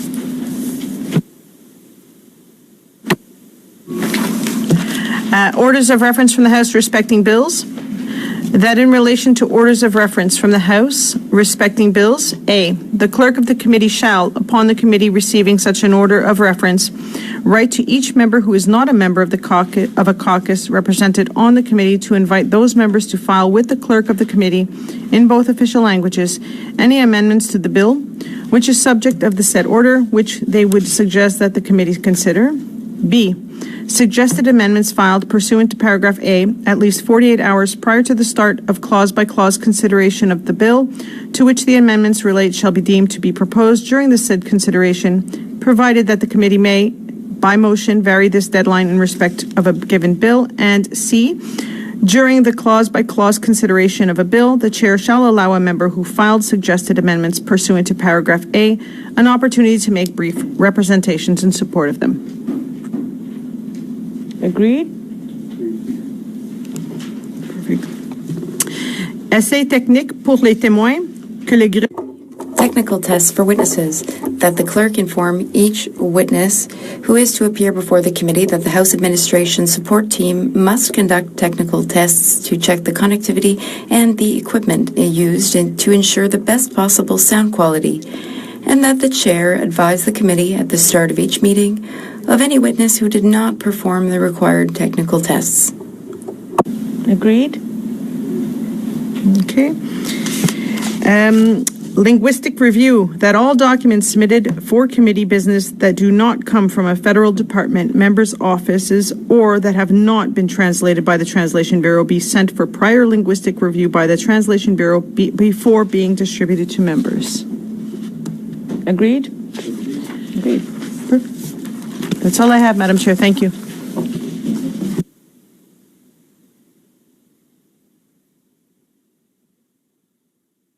Si la tendance se maintient, Madame la Présidente, on va avoir rien. If things continue this way, Madam Chair, we will have nothing but unanimous reports. So I do believe that I like this. I would like this to stay. I'm not sure. But is there anything else that we need to discuss today?